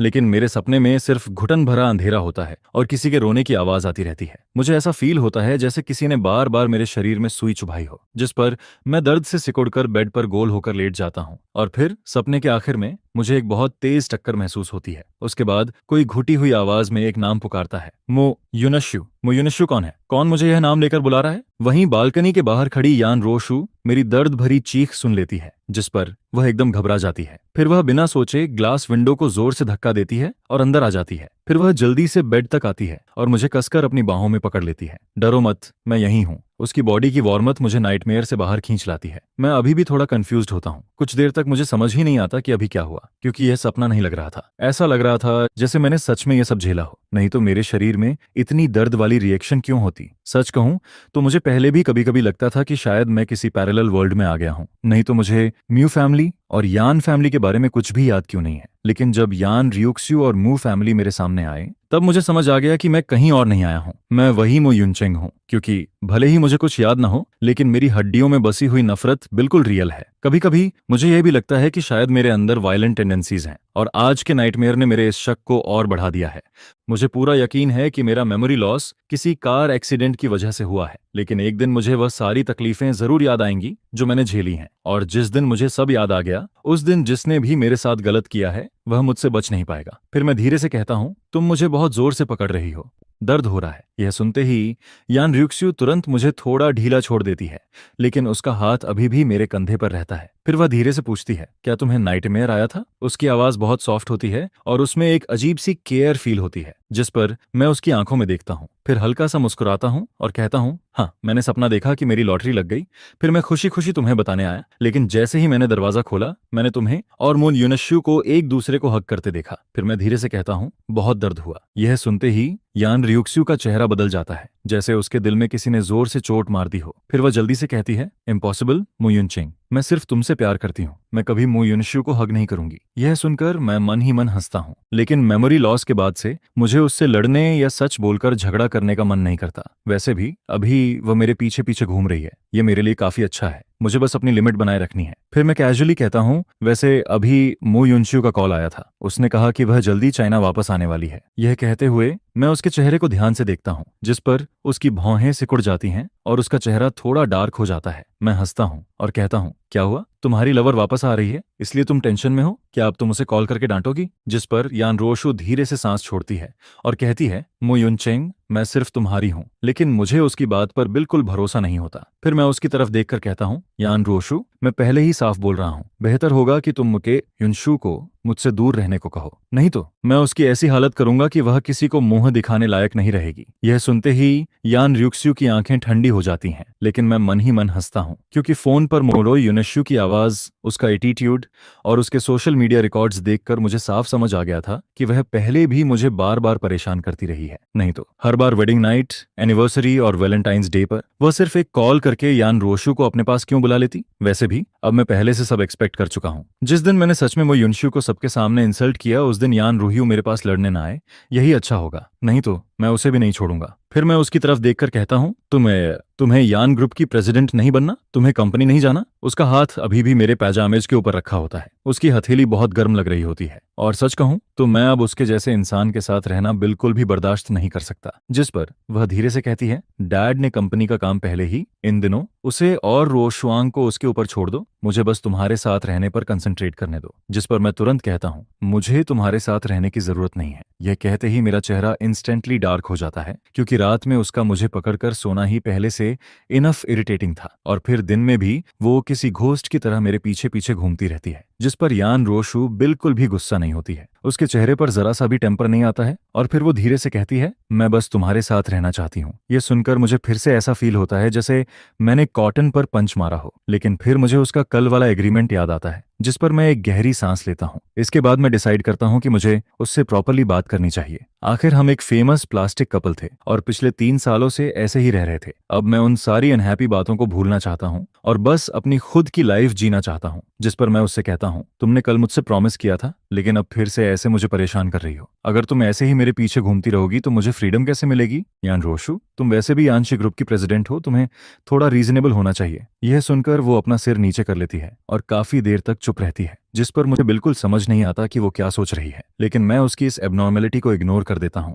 और फिर सीधे उससे साफ साफ बात करता हूँ, मुझे तुम्हारी कोई याद नहीं है। मैं ऐसी वाइफ को एक्सेप्ट नहीं कर सकता जो मुझे पसंद ही नहीं करती हो, और तुम्हारे साथ मैरिड लाइफ जीने का तो सवाल ही नहीं उठता। जिस पर अगर तुमने इस तरह की बात दोबारा सोची तो मैं सीधे कोर्ट जाकर डिवोर्स के लिए केस फाइल कर दूंगा। जब मैं आखिरी वर्ड बोलता हूँ तब अंदर से मुझे थोड़ा गिल्टी फील होता है, क्योंकि मैं यान रोक्सवे की करंट स्टेटस अच्छी तरह जानता हूँ। ऐसे में कोर्ट जाकर डिवोर्स की बात करना खुद में एक जोक जैसा लगता है। मुझे तो ये भी लग रहा था कि वो शायद मेरा मजाक उड़ाएगी और कहेगी कि जाकर देखो कौन सा लॉयर तुम्हारा केस लेता है। लेकिन मेरे लिए शॉकिंग बात यह होती है कि यान रोशु मुझ पर हंसती नहीं है, बल्कि वो फिर से अपना हाथ बढ़ाती है और मुझे अपनी बाहों में खींच लेती है। जिस पर मैं उससे दूर होने की कोशिश करता हूँ, लेकिन तभी वो मेरे कान के पास धीरे से फुसफुसाती है, मो युनचेंग, तुम जो चाहो वो कर सकते हो, मैं सब मान लूंगी, लेकिन डिवोर्स वो कभी पॉसिबल नहीं है। इसके बाद मास्टर बेडरूम की विंडो जो पहले टूट गई थी, उसे ठीक करवाने के लिए यान रोशु नेचुरली लोगों को बुलाती है। वहीं मैं खुद को थोड़ा काम करता हूँ, कपड़े चेंज करता हूँ और बाहर निकल जाता हूँ। शाम को मैंने जियांग मो के साथ डिनर का प्लान बनाया था, और क्योंकि यान र्यूक्स्यू ने मुझसे फ्रीडम देने का प्रॉमिस किया था, इसलिए इस बार वो मेरे पीछे नहीं आती है। हालांकि सीक्रेटली बॉडीगार्ड्स अब भी मेरी प्रोटेक्शन कर रहे होते हैं। मुझे अपना पास्ट बिल्कुल याद नहीं है, जिस पर मैं किसी पर भी भरोसा नहीं करता हूँ। अगर इस वक्त मुझे किसी पर ट्रस्ट है तो वो सिर्फ जियांग मो है। हम दोनों रेस्टोरेंट में बैठते हैं, लेमनेड पी रहे होते हैं, तभी जियांग मो थोड़ी शॉक्ड होकर मुझे देखती है। फिर वो कहती है, मैंने तो सच में कभी एक्सपेक्ट नहीं किया था कि युनचेंग, यान फैमिली में तुम्हारा स्टेटस इतना हाई होगा। आज पूरे दिन कंपनी में यान रूहियो बिल्कुल रेस्टलेस रही है। मुझे तो हमेशा लगा था कि तुम यान फैमिली में बहुत ग्रीवेंस सहते हो, लेकिन असल में तो बात बिल्कुल उल्टी निकली। यह सुनकर मैं हल्का सा हंस देता हूँ। फिर मैं कहता हूँ, मैं मानता हूँ कि यान फैमिली मेरे साथ अच्छा बिहेव करती है, लेकिन तुम्हें मेरा कौन सा हाई स्टेटस दिख गया? जिस पर जियांग मो तुरंत कहती है, क्या हाई स्टेटस नहीं है? तुम बस कैजुअली सर्वेंट से मिल्क मंगवाते हो और यान रोक्सवे खुद उसे लेकर आती है। तुम आधा सेंटेंस भी नहीं बोलते और डिनर के टाइम वो अपने हाथों से तुम्हारे लिए श्रिम्प पील करके देती है। अगर ये हाई स्टेटस नहीं है तो फिर क्या है? इसके बाद वो मजाक में कहती है, क्या यान फैमिली में तुम्हारा स्टेटस साबित करने के लिए उसे तुम्हारे सामने घुटनों पर बैठना पड़ेगा? यह सुनकर मैं सीधे चुप हो जाता हूँ, क्योंकि उसके सवाल का मेरे पास कोई जवाब नहीं होता है। फिर जियांग मो अचानक सीरियस होकर पूछती है, मो युनचेंग, क्या तुम्हें नहीं लगता कि यान रूहियो सच में तुमसे प्यार करने लगी है? आखिर तुमने हर जगह उस लिटिल व्हाइट फेस जुनमू इंशियो को हरा दिया है। जिस पर मैं हल्की सी स्माइल करता हूँ। फिर मैं कहता हूँ, अगर ऐसा है तो सुनने में तो काफी कूल लगता है, लेकिन असल में ये बहुत बड़ी प्रॉब्लम है। क्यों? जियांग मो कंफ्यूज्ड होकर पूछती है, जिस पर मैं धीरे से अपना कप वापस टेबल पर रखता हूँ और कहता हूँ, मैं पूरी जिंदगी यान रोशु के साथ फेक कपल बनकर रह सकता हूँ, मैं उससे डिवोर्स भी एक्सेप्ट कर सकता हूँ, लेकिन मैं ये बिल्कुल एक्सेप्ट नहीं कर सकता कि वो मुझसे इतना प्यार करे। फिर मैं उसकी तरफ देखते हुए कहता हूँ, मैं किसी दूसरे आदमी से उसकी वूमन छीनने को पसंद नहीं करता। जो वूमन शुरू से किसी और की थी वो कभी मेरी हो ही नहीं सकती, और जिसे किसी और से छीना गया हो उसे कोई और भी मुझसे छीन सकता है। यह सुनकर जियांग मो सिर हिलाती है। फिर वो कहती है, सही कह रहे हो, ऐसी वूमन को भूल जाना ही बेटर है। वैसे भी लाइफ में वूमन कोई मस्ट हैव चीज नहीं होती है। उसकी यह बात सुनकर मैं राहत की सांस लेता हूँ, क्योंकि अगर वो मुझे मो युनशु से लड़कर यान रूहियो को वापस पाने के लिए कहती तो शायद हम दोनों के बीच सब खत्म हो जाता। मैं अपने इस इकलौते दोस्त को खोना नहीं चाहता था। इसी बीच वेटर जल्दी से डिशेस लेकर आता है, जिस पर हम दोनों खाते पीते हुए बातें करते रहते हैं और एटमॉस्फेयर काफी अच्छा बना रहता है। खाना खत्म होने के बाद मैं अपने पास्ट के बारे में पूछना शुरू करता हूँ। फिर मैं जियांग मो से पूछता हूँ, क्या तुम्हें पता है कि आखिर मेरी शादी यान र्यूक्स्यू से हुई कैसे थी? यह सुनकर जियांग मो पहले मुझे घूरती है और फिर अचानक जोर से हंस पड़ती है। उसके चेहरे पर एक स्ट्रेंज सेटिस्फैक्शन दिखाई देता है। फिर वो कहती है, क्योंकि तुमने उसे रिजेक्ट कर दिया था। जिस पर मैं पूरी तरह स्टन्ड रह जाता हूँ। मैंने यान रोशु को रिजेक्ट किया था? हाँ, जियांगमो कहती है, जब तुम टीनेजर थे। इसके बाद वो धीरे धीरे वो सीक्रेट याद करने लगती है जो मैंने उसे पहले बताया था। फिर वो कहती है, तुम और यान रोशु एक ही हॉस्पिटल में एडमिट थे। उस टाइम उसे शायद ऑटिज्म था। एक दिन वो रूफटॉप से जंप करने की कोशिश करती है, जिस पर तुम उसे बचाने के लिए दौड़ते हो, लेकिन तुम उसे पकड़ नहीं पाते और फिर तुम दोनों साथ में नीचे एयरबैग पर गिर जाते हो। यह सुनकर मैं पूरी तरह स्टंट रह जाता हूँ, क्योंकि मैंने कभी इमेजिन भी नहीं किया था कि बचपन में यान रोशु को ऑटिज्म था। लेकिन फिर जब मैं उसके अभी वाले साइलेंट और कोल्ड बिहेवियर के बारे में सोचता हूँ तो ये बात इम्पॉसिबल भी नहीं लगती है। इसके बाद जियांगमो बताती है कि यान र्यूक्स्यू और मो युनशु भी उसी टाइम मिले थे, जिस पर वो कहती है, तुमने उसे बचाया था, लेकिन उसके बाद मो युनशु हर दिन उसके वार्ड में जाता था, उससे बातें करता था और धीरे धीरे वो उसके करीब आती गई। फिर जियांगमो थोड़ा रुकती है, पानी पीती है और कहती है, वैसे मो युनशु एक कार्टूनिस्ट है और पिछले 10 सालों से उसका क्रश भी वही है। उसकी फेमस वर्क्स और यान रूहियो के साथ उसके रूमर्स हमेशा हॉट सर्च पर रहते हैं, जिस पर फैंस भी हर बार यही कहते रहते हैं कि दोनों ही ट्रू लव हैं। उन्हें कभी ऐसा नहीं लगता कि 10 साल का क्रश अगर हॉस्पिटल वाले टाइम से गिना जाए तो सच में पूरे 10 साल हो जाते हैं। और फिर वो ऐसी मिस्ट्रेस बन जाती है जो शादी करने लायक भी नहीं है, लेकिन फिर भी सोचती है कि तुम जो उसके रियल हस्बैंड हो, तुम्हें घर छोड़कर निकल जाना चाहिए ताकि वो अपनी जगह बना सके। यह सुनकर मैं ऑलमोस्ट श्योर हो जाता हूँ कि जब यान रोशु ने मुझसे शादी की थी तब वो उसकी रखी हुई कंडीशन थी ताकि मैं मुचिट यून के लिए अपनी पढ़ाई कंटिन्यू कर सकूं, और क्योंकि मैंने उसकी जान बचाई थी इसलिए उसे मुझे यह नाम का हस्बैंड बनाना पड़ा, जो बस नाम में था, रियल में नहीं। मैं पहले यान र्यूक्स्यू को पसंद करता था, जिस पर मैं अपने हाथों की तरफ देखता हूँ। मेरी उंगलियां इतनी साफ थीं जैसे मैंने कभी कोई काम ही नहीं किया हो। फिर मैं धीरे से पूछता हूँ, कुछ भी हो, यान फैमिली में मेरी मटेरियल लाइफ तो डेफिनेटली खराब नहीं रही होगी, है ना? जिस पर जियांगमो सिर हिलाती है और कहती है, हाँ, मेंटल स्टेट को छोड़कर बाकी सब काफी अच्छा था। तुम्हारा शरीर भी बहुत अच्छे से मेंटेन था। पहली नजर में ही लगता था कि तुम्हें बहुत पैम्पर किया गया है और तुम्हें किसी बात की टेंशन नहीं थी। ऐसा भी लगता था कि तुमने कभी काम नहीं किया। फिर वो हल्का सा मुस्कुराती है और कहती है, वैसे मुझे भी तुम्हारी शादी वाले दिन ही पता चला था। हम दोनों 12 साल से क्लासमेट्स थे और फिर तुम्हारे 20वें बर्थडे से एक दिन पहले तुम अचानक मुझे बताते हो कि तुम्हारी शादी होने वाली है। उस टाइम मैं इतनी शॉक्ड थी जैसे किसी ने मुझे सीधे क्रिटिसाइज कर दिया हो। उसकी बात सुनकर मैं सीधा हंस पड़ता हूँ। अगर मैं पहले खुश नहीं था तो उसने मुझे डेफिनेटली बहुत हंसाया था। जिस पर वो मुझे घूरते हुए कहती है, तुम्हें पता भी नहीं है कि तुम किस बात पर हंस रहे हो। मुझे आज भी याद है उस टाइम मेरा दिल कितना टूटा था। मैं इतनी गुस्सा थी कि ऑलमोस्ट पागल हो गई थी, लेकिन तुम बड़े आराम से मुझे ही समझाने लग गए। फिर वो मेरी तरफ देखकर कहती है, तुमने मुझसे कहा था कि वो फैमिली की कुछ बातें ऐसी हैं जो तुम मुझे नहीं बता सकते, और तुमने ये भी कहा था कि तुमने कभी सोचा ही नहीं था कि तुम उस इंसान से शादी कर पाओगे जिसे तुम पसंद करते हो, क्योंकि वो तुम्हारे लिए आसमान के चांद जैसी थी जिसे कोई छू नहीं सकता। जिस पर वो एक लंबी सांस लेती है और फिर कहती है, और फिर मैंने बिना सेल्फ रिस्पेक्ट के तुम्हें माफ कर दिया। उसी रात हम दोनों एक ही बेड पर बैठे रहे और पूरी रात बातें करते रहे। लंबी बातों के बाद उसे फाइनली समझ आया कि जिससे मेरी शादी होने वाली थी वो सच में आसमान का चांद थी, यान रोशु, जो हमारे स्कूल की फेमस सीनियर थी। इसके बाद जियांगमो कुछ देर के लिए रुकती है, पानी पीती है और फिर मेरे पास्ट के बारे में बताना कंटिन्यू करती है, क्योंकि मुझे अब कुछ भी याद नहीं है और वो नहीं चाहती थी कि कोई मुझे झूठ बोलकर मैनिपुलेट करे, खासकर वो फैमिली जिसने कभी मेरे साथ अच्छा बिहेव नहीं किया था। उसके बाद मैं उसे उसके घर छोड़ता हूँ और फिर ड्राइवर से विला वापस चलने के लिए कहता हूँ। रास्ते में मेरी नजर पैसेंजर सीट के पास बैठे बॉडीगार्ड के चेहरे पर जाती है। वो कुछ सेकंड्स तक बिल्कुल चुप बैठी रहती है। फिर मुझे याद आता है कि वो पूरे टाइम रेस्टोरेंट के बाहर मोबाइल चला रही थी। उस टाइम मुझे लगा था कि उसने हमारी बातें नहीं सुनी होंगी, लेकिन अब मुझे समझ आता है कि वो शायद मेरी सारी बातें यान रोशु को बता रही थी। जब मैं विला पहुंचता हूं तब मैं ऊपर जाकर शॉवर लेने वाला होता हूं, लेकिन तभी मैं देखता हूं कि मिस्टर यान और यान रोशु दोनों लिविंग रूम में बैठे हुए हैं। जिस पर मैं उनके पास जाता हूं और ऐसा नहीं है, और तभी यान रोशु मेरा हाथ पकड़कर मुझे अपने पास बैठा लेती है। फिर वो धीरे से पूछती है, तुम थक गए हो क्या? इसके बाद मिस्टर यान मुस्कुराते हुए कहते हैं, रुओशु की मसाज स्किल बहुत अच्छी है। वो क्लियरली अपनी आइसबर्ग जैसी बेटी को प्रमोट कर रहे होते हैं। जिस पर मैं हल्का सा मुस्कुराकर कहता हूँ, नहीं डैड, मैं टायर्ड नहीं हूँ, मैं बस अपने फ्रेंड के साथ डिनर करके आया हूँ। फिर मिस्टर यान तुरंत कहते हैं, रुओशु जाओ, यूनचेंग के लिए बाथ वाटर रेडी करो। ये सुनकर मुझे इंस्टेंटली समझ आ जाता है कि वो मुझसे अकेले में बात करना चाहते हैं। वो नहीं चाहते कि यान रियुक्सु यहाँ बैठी रहे। जिस पर यान रुओशु बिना कुछ बोले ओबीडियंटली ऊपर चली जाती है और मेरे लिए पानी तैयार करने लगती है। फिर मिस्टर यान मेरी तरफ देखते हैं, जैसे उन्हें पता हो कि मैं क्या सोच रहा हूँ या आता समझ रहा हूँ। वो धीरे से सांस लेते हैं और कहते हैं, जब बात तुम्हारे लिए अच्छी चीजों की आती है तभी वो मेरी बात मानती है, वरना वो मेरी भी नहीं सुनती। यह सुनकर मैं थोड़ा कंफ्यूज्ड हो जाता हूँ, लेकिन फिर भी मैं इस बारे में ज्यादा नहीं सोचता। फिर वो मेरी तरफ देखकर कहते हैं, यूनचेंग, डैड कुछ टाइम के लिए यहाँ रहना चाहता है, तुम्हें बुरा तो नहीं लगेगा? यह सुनकर मैं तुरंत होश में आता हूँ और सिर हिलाकर कहता हूँ, ऐसा कैसे हो सकता है डैड? आप जितने दिन चाहें यहाँ रह सकते हैं। जियांग मो ने मुझे बताया था कि यान रियुक्सु से शादी होने के बाद वो यान फैमिली का पुराना घर छोड़कर इस लेक व्यू विला में अकेली रहने लगी थी। इसलिए मुझे समझ नहीं आता कि अचानक मिस्टर यान यहाँ क्यों रहना चाहते हैं। जिस पर वो मेरी तरफ ऐसे देखते हैं जैसे उन्हें मुझ पर बहुत तरस आ रहा हो। शायद उन्हें मैंने लगता है कि मैं अभी भी वही समझदार यूनचेंग हूँ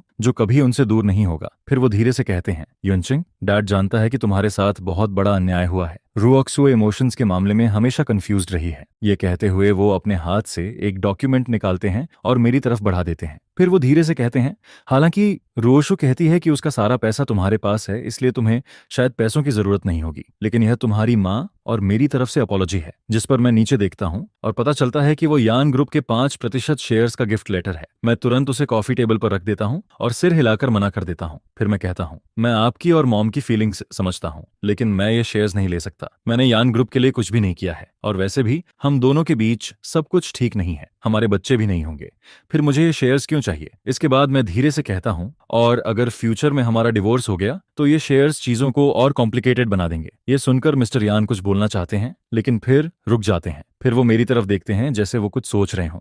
वो थोड़ा हेजिटेट करते हैं और फिर पूछते हैं, तुम्हें कैसे पता कि मो युनशु क्या सोच रहा है? जिस पर मैं सिर हिलाता हूँ और कहता हूँ, डैड, जो कहना है सीधे कहिए। उसने मुझे कल कॉल किया था और मुझे लगा कि वो मेरे लिए बहुत होस्टाइल है। यह सुनते ही मिस्टर यान का चेहरा इंस्टेंटली बदल जाता है। फिर वो गुस्से में कहते हैं, उसने तुम्हें कॉल करने की हिम्मत कैसे की? रुओशु ने उसे साफ वार्निंग दी थी कि वो तुम्हें डिस्टर्ब नहीं करेगा। उनका चेहरा देखकर मुझे इंस्टेंटली समझ आ जाता है कि भले ही यान रियुक्सु मो युनशु की तरफ हो, लेकिन वो उसे मेरे सामने ट्रबल क्रिएट करने की परमिशन कभी नहीं देती है। मिस्टर यान अचानक एक भारी सांस लेते हैं और फिर कहते हैं, युनचेंग, ऐसा नहीं है कि डैड तुम्हारे भाई की बुराई करना चाहता है, लेकिन जब तुम सिर्फ 10 साल के थे तब भी वो हॉस्पिटल में हर जगह तुम्हारा क्रेडिट छीन रहा था। फिर वो मेरी तरफ देखते हैं और कहते हैं, जब रुओशु को कुछ हुआ था तब उसने सबको कहा कि रूफटॉप पर तुम्हें वही लेकर गया था। यह सुनकर मैं तुरंत समझ जाता हूँ कि मुन्नो युनशु ने मुझे बहुत पहले से ही कैलकुलेट करना शुरू कर दिया था। वो शुरू से मेरी हर चीज छीनना चाहता था। मैं यह क्लियरली फील कर सकता हूँ कि वो मुझसे बहुत नफरत करता है। लेकिन अजीब बात यह है कि पिछले 20 सालों में हमेशा मेरे साथ ही गलत हुआ है, मेरा ही नुकसान हुआ है, फिर भी मैं उससे नफरत नहीं करता। लेकिन वो मुझसे इतनी नफरत क्यों करता है? जिस पर मैं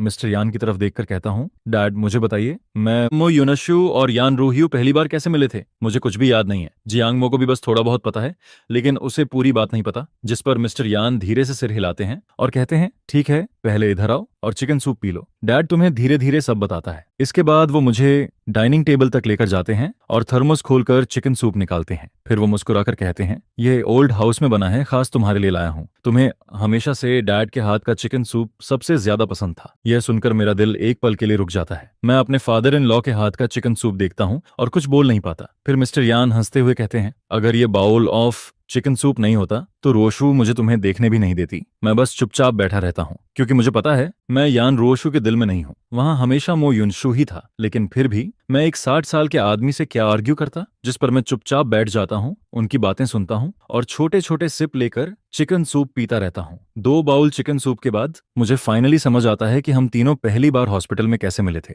असल में जब मैंने यान रियुक्सु को बचाया था, उसके बाद उसे अकेले वार्ड में रखा गया था और मो युनशु हर दिन उससे बात करने जाता था। लेकिन उस टाइम छोटी यान रियुक्सु किसी को भी इग्नोर कर देती थी। वो पूरी तरह अपनी ही दुनिया में रहती थी। जिस पर चाहे मो युनशु पूरे 1 हफ्ते तक उसके साथ रहा, फिर भी दोनों दोस्त नहीं बने। फिर जूनियर हाई स्कूल में यान रियुक्सु हमारे ही स्कूल में आ गई, लेकिन उस टाइम स्कूल में किसी को ये नहीं पता था कि वो मिस्टर यान की बेटी है। मैं ये सब सोच ही रहा होता हूँ तभी मिस्टर यान मुझे एक गर्म टॉवल देते हैं, जिस पर मैं थोड़ा कंफ्यूज हो जाता हूँ। तभी मिसेस यान अचानक मुस्कुराने लगती हैं और कहती हैं, हमारी तीनों बेटियों में रुओशुआ सबसे कम मांगने वाली थी और उसे कभी किसी चीज का लालच भी नहीं था। फिर वो कहती हैं, हमें तो लगा था कि रुओशुआंग या रुओयू सबसे पहले अपने बॉयफ्रेंड को घर लेकर आएंगी, लेकिन किसने सोचा था कि रुओशु, जो अभी अभी 20 साल की हुई थी, वो अचानक ओल्ड हाउस आकर कहेगी कि उसे शादी करनी है। यह सुनकर मुझे 3 साल पहले वाला फैसला याद आता है जब मेरी और रुओशु की शादी हुई थी, जिस पर मिसेस यान अब भी खुश होकर कहती हैं, उस दिन जब तुम दोनों खाना खाकर गए थे तब मैं और तुम्हारे डैड बहुत देर तक खुश होते रहे थे। मैं ऊपर से ऐसे दिखाता हूँ जैसे मैं कैजुअली बातें सुन रहा हूँ, लेकिन असल में मैं लगातार मिसेस यान के एक्सप्रेशन को देख रहा होता हूँ और फिर मुझे समझ आता है कि वो झूठ नहीं बोल रही हैं। उन्हें हमारी शादी की असली बात कभी पता ही नहीं थी। फिर अचानक मिसेस यान चुप हो जाती हैं। कुछ सेकंड्स बाद वो धीरे से कहती हैं, असल में मैंने भी रुओशु से पूछा था, उस टाइम सर्कल में बहुत रूमर्स थे। फिर वो कहती हैं, मैं इतनी गुस्सा हो गई थी कि मैंने उसे घर बुलाया और पूछा, लेकिन उसने सिर्फ इतना कहा, मेरा मो युनशु से कोई लेना देना नहीं है, आप लोग बेकार में चिंता मत कीजिए। यह कहते हुए मिसेस यान की आवाज थोड़ी कांपने लगती है। फिर वो कहती हैं, उस टाइम मैं इतनी एंग्री थी कि मैंने एंस्टल टैबलेट के सामने उसे विप से मारा था। उसकी पीठ की स्किन तक फट गई थी। फिर मैंने उसे 3 दिन और 3 रात तक घुटनों पर बैठाकर पनिशमेंट दी थी। फिर वो धीरे से मेरी तरफ देखती हैं और कहती हैं, मैंने यह बात तुमसे इसलिए छुपाई क्योंकि मुझे डर था कि तुम्हें उसके लिए बुरा लगेगा, लेकिन अब तुम पहले से काफी बदल गए हो, इसलिए मैंने तुम्हें बता दिया। यह सुनकर मैं पूरी तरह चुप हो जाता हूँ। मुझे कुछ समझ नहीं आता कि मैं क्या बोलूं। रात को जब मैं सो रहा होता हूँ तभी मुझे अचानक फील होता है कि किसी ने मेरी कलाई पकड़ ली है। फिर यान रोशु की आवाज आती है, मो युनचेंग, मुझे हक करो। उसकी आवाज में वही यूजुअल एरोगेंस होता है, लेकिन उसके अंदर कहीं ना कहीं सॉफ्टनेस भी होती है। मेरे हाथ जैसे ही उसकी पीठ को टच करते हैं, मैं उसकी बैक पर बने स्कार्स को फील करता हूँ और तभी मुझे मिसेस यान की बात याद आ जाती है, जिस पर मेरा दिल एक पल के लिए दर्द करता है। लेकिन अगले ही सेकंड मैं खुद से कहता हूँ, मुझे उसके लिए बुरा क्यों फील होना चाहिए। मैं कुछ सेकंड्स तक चुप रहता हूँ और फिर अचानक अपना हाथ पीछे खींच लेता हूँ। फिर मैं कहता हूँ, ड्रामा मत करो। इसके बाद मैं सीधे दूसरी तरफ मुड़ जाता हूँ। मैं उससे ये भी नहीं पूछता कि उसकी बैक पर वो स्कार्स कैसे आए, क्योंकि हमारे बीच सिर्फ एक प्लास्टिक मैरिज है और मुझे उसकी चीजों में पड़ने का कोई हक नहीं है। वैसे भी जैसा वो खुद कहती है, उसे मुझसे प्यार नहीं करना चाहिए, वरना उसका एंड बहुत बुरा होगा। यह सोचकर मैं ऑलमोस्ट हंस पड़ता हूँ। कोर्ट, डिवोर्स, अगर मैं पिछले 3 सालों की हर बात याद रखने की कोशिश करता तो शायद मैं उसका वो सीक्रेट वेबो अकाउंट उसके मुंह पर फेंक देता और उसे दिखाता कि पहले वो मेरे साथ कितना अनफेयर थी। मैंने सुना था कि हमारी तीसरी वेडिंग एनिवर्सरी पर वो मो युनशु के साथ बाहर चली गई थी और उसी दिन मैं हॉट सर्च देखकर इतना टूट गया था कि मैं कार लेकर बाहर निकल गया, लेकिन रास्ते में एक्सीडेंट हुआ, कार में आग लग गई और फिर सब कुछ बदल गया। जिस पर मैं उसकी तरफ देखकर ठंडे स्वर में कहता हूँ, तुम्हें खुश होना चाहिए कि मैंने सिर्फ अपनी याददाश्त खोई है। अगर मैं मर गया होता तो शायद तुम्हारे लिए आसान होता। यह सुनते ही यान रुओशु का पूरा शरीर फ्रीज हो जाता है। वो एक वर्ड भी नहीं बोल पाती। मेरी बात सुनकर उसका चेहरा सफेद पड़ जाता है, जैसे उसकी पूरी सोल फट गई हो। फिर मैं उसकी तरफ देखता हूँ और धीरे से कहता हूँ, यान रोशु, ये मत सोचना कि सिर्फ तुम्हारे डैड के यहाँ आ जाने से हमारे बीच कुछ बदल जाएगा। तुम्हारे डैड हैं और तुम हो। इसके बाद मैं उसे साफ वार्निंग देता हूँ, हमारे बीच जो एग्रीमेंट हुआ था तुम हमेशा उसे फॉलो करोगी, वरना मुझे सीधा डिवोर्स के लिए केस फाइल करने में कोई प्रॉब्लम नहीं होगी। फिर मैं दोबारा उसकी तरफ पीठ कर लेता हूँ और सीधा आंखें बंद करके सोने की कोशिश करता हूँ। अब मेरे पास जॉब है और मुझे कल काम पर भी जाना है। मेरे पास इतना टाइम नहीं है कि मैं उसके साथ बैठकर इन बेकार बातों को क्लियर करूं। वैसे भी इन सब बातों के बारे में सोचने से सिर्फ मैं अंदर ही अंदर परेशान होता हूं और मेरा मूड और खराब होता है। मैं अब बस आगे देखना चाहता हूं, पीछे कभी नहीं। ये सोचते सोचते मैं जल्दी सो जाता हूं। लेकिन दूसरी तरफ यान रोशु मेरी इस बेरुखी से पूरी तरह फ्रीज हो जाती है। वो पूरी रात बेड पर चुपचाप पड़ी रहती है और पहली बार उसे यह डाउट होने लगता है कि उसने जो चॉइस की थी वो सही थी या नहीं। उसी टाइम मो युनश्यू, जिसे मो युनकिंग और उसकी बाकी 2 बहनों ने खुद एयरपोर्ट से पिक किया था, घर पहुंचते ही हवा की तरह लिविंग रूम में घुसता है, जिस पर वो सीधा अपने मॉम और डैड को गले लगा लेता है। यह देखकर म्यू फैमिली के मॉम डैड तुरंत खुश हो जाते हैं और कहते हैं, अरे युनश्यू वापस आ गया, आओ जल्दी बैठो, पहले जूस पी लो। जिस पर मो युनश्यू मुस्कुराकर कहता है, thank you mom, thank you dad. फिर वो पूरे फैमिली के बीच बैठ जाता है। उसकी 3 बहनें भी उसके पास बैठ जाती हैं। वो धीरे धीरे जूस के 2 सिप लेता है और फिर अपने पेरेंट्स की तरफ देखकर कहता है, मॉम डैड, बड़ी बहन ने कहा कि भाई को एमनीजिया हो गया है। यह सुनते ही मुंह फादर का चेहरा उतर जाता है और वो जोर से नाक से सांस छोड़ते हैं। मुंह मदर का चेहरा भी तुरंत खराब हो जाता है। साफ दिख रहा था कि उन्हें हॉस्पिटल वाला दिन अब भी याद है, जब मैं वार्ड में उनसे बहुत ठंडे तरीके से मिला था। जिस पर म्यू मदर गुस्से में कहती हैं, यह कोई टीवी सीरियल नहीं चल रहा है, बस एक छोटा सा कार एक्सीडेंट हुआ था। मैंने डॉक्टर से पूछा भी था, उसने कहा था कि बस हल्का कॉन्फ्यूजन है। फिर मेमोरी कैसे जा सकती है? मुझे तो लगता है कि वो सिर्फ ड्रामा कर रहा है। ताकि यान रोशु का अटेंशन उसे मिले। यह सुनकर मो युनशु का एक्सप्रेशन थोड़ा बदल जाता है, क्योंकि हॉस्पिटल वाले दिन के बाद से वो कई रातों से ठीक से सोया नहीं था। उसके दिमाग में बार बार यही चल रहा था कि शायद मैं उसकी नकल कर रहा हूं, क्योंकि हर बार जब भी वो कहता था कि उसकी तबीयत खराब है, यान रोशु तुरंत उसके पास पहुंच जाती थी। और अब शायद मैं भी वही कर रहा था, जिस पर मुझे युनशु की आंखों में हल्की ठंडक आ जाती है। फिर वो धीरे से कहता है, वो सिर्फ अनकंफर्टेबल होने की एक्टिंग नहीं कर रहा होगा, वरना यान र्यूशु मो युनचेंग को छोड़कर मुझे देखने क्यों आती। जैसे ही यान र्यूशु का नाम आता है, मो फैमिली की दूसरी बेटी मो युनशुई गुस्से से भर जाती है। फिर वो कहती है, यह यान र्यूशु भी ना सच में अंधी है। हमारे युनशु जैसा अच्छा आदमी उसे नहीं चाहिए, और पूरे दिन उस मो युनचेंग के पीछे घूमती रहती है। फिर वो और गुस्से में कहती है, अगर मो युनचेंग ने यूनिशु की पसंद छीनकर उससे शादी नहीं की होती तो यूनिशु डिप्रेशन में जाता क्या, हर बात पर सुसाइड करने की सोचता क्या। इसके बाद तीसरी बहन भी बोल पड़ती है, ऑरियन रोशु भी कम नहीं है। वो भूल गई कि रूफटॉप पर चढ़कर उसे बचाने कौन गया था। उस टाइम युनशु की तबीयत खुद कितनी खराब थी, फिर भी वो हर दिन उसके वार्ड में जाता था, उससे बात करता था, उसे ड्राइंग सिखाता था। फिर वो गुस्से में कहती है, इतना सब करने के बाद भी उसने यूनिशु को छोड़कर मुटे युनचेंग को चुन लिया। सच में उसका कॉन्शियस तो जैसे मर चुका है। जिस पर मोती युनशु तुरंत अपनी आंखें नीचे कर लेता है। उसकी आंखें धीरे धीरे लाल हो जाती हैं, जैसे उसके साथ बहुत बड़ा अन्याय हुआ हो। फिर वो धीरे से कहता है, second sister, third sister, please ऐसा मत कहो। यह देखकर मू फादर का दिल और पिघल जाता है। वो तुरंत कहते हैं, ठीक है, अब और मत बोलो, युनशु के जख्मों पर नमक मत छिड़को। फिर वो गुस्से में कहते हैं, यह सब मुझ युनचेंग की गलती है। उसने पहले युनशु का हक छीना, फिर उसकी पसंद की लड़की भी छीन ली, और वो यान रूह्यू भी पागल है। इतने अच्छे युनशु को छोड़कर मुकिरिशी युनचेंग को चुन लिया। फिर वो गुस्से में कहते हैं, देखो उसने हमारे युनशु को कितना हर्ट किया है। जिस पर मुखी युनकिंग अचानक बोल पड़ती है, आप लोगों ने आज का हॉट सर्च नहीं देखा क्या? जब वो एयरपोर्ट से मोटे युनशु को लेने गई थी, तब उसने रास्ते में मोबाइल चलाया था। उसी टाइम उसने हॉट सर्च में मेरा नाम देख लिया था। फिर उसने कमेंट्स पढ़े और उसे पता चला कि मैं जियांग फैमिली की रियल एस्टेट कंपनी में काम कर रहा हूँ, क्योंकि यान फैमिली के प्रेसिडेंट का हस्बैंड उनकी कंपनी में एक आम एम्प्लॉय बनकर काम कर रहा था। इसलिए बात सीधा हॉट सर्च पर पहुंच गई थी। लेकिन मो युनकिंग को छोड़कर बाकी मू फैमिली को अभी तक यह बात नहीं पता थी। जिस पर मो युनशु धीरे से पूछता है, बिग सिस्टर कौन सा हॉट सर्च? फिर मो युनकिंग उसकी तरफ देखकर कहती है, मो युनचेंग हॉस्पिटल से डिस्चार्ज होने के बाद जियांगमो के अंकल की रियल एस्टेट कंपनी में जॉब कर रहा है, और वो वहां एक सेल्समैन बना हुआ है। जैसे ही यह बात खत्म होती है, मो फैमिली के मॉम डैड के चेहरे तुरंत काले पड़ जाते हैं। मो फादर गुस्से से बस भारी सांस लेते रहते हैं। उन्हें ऐसा लग रहा था जैसे मैंने उनकी पूरी इज्जत मिट्टी में मिला दी हो, क्योंकि मैं अब जियांग फैमिली की रियल एस्टेट कंपनी में काम कर रहा था, और वो भी एक सेल्समैन बनकर। जिस पर मुझे मदर गुस्से में कहती हैं, मैंने पहले ही कहा था उसका सरनेम जियांग वालों के साथ ज्यादा मिक्स हो रहा है तो जरूर कुछ ना कुछ गड़बड़ करेगा। फिर वो और गुस्से में कहती हैं, इतने बड़े घर का बेटा होकर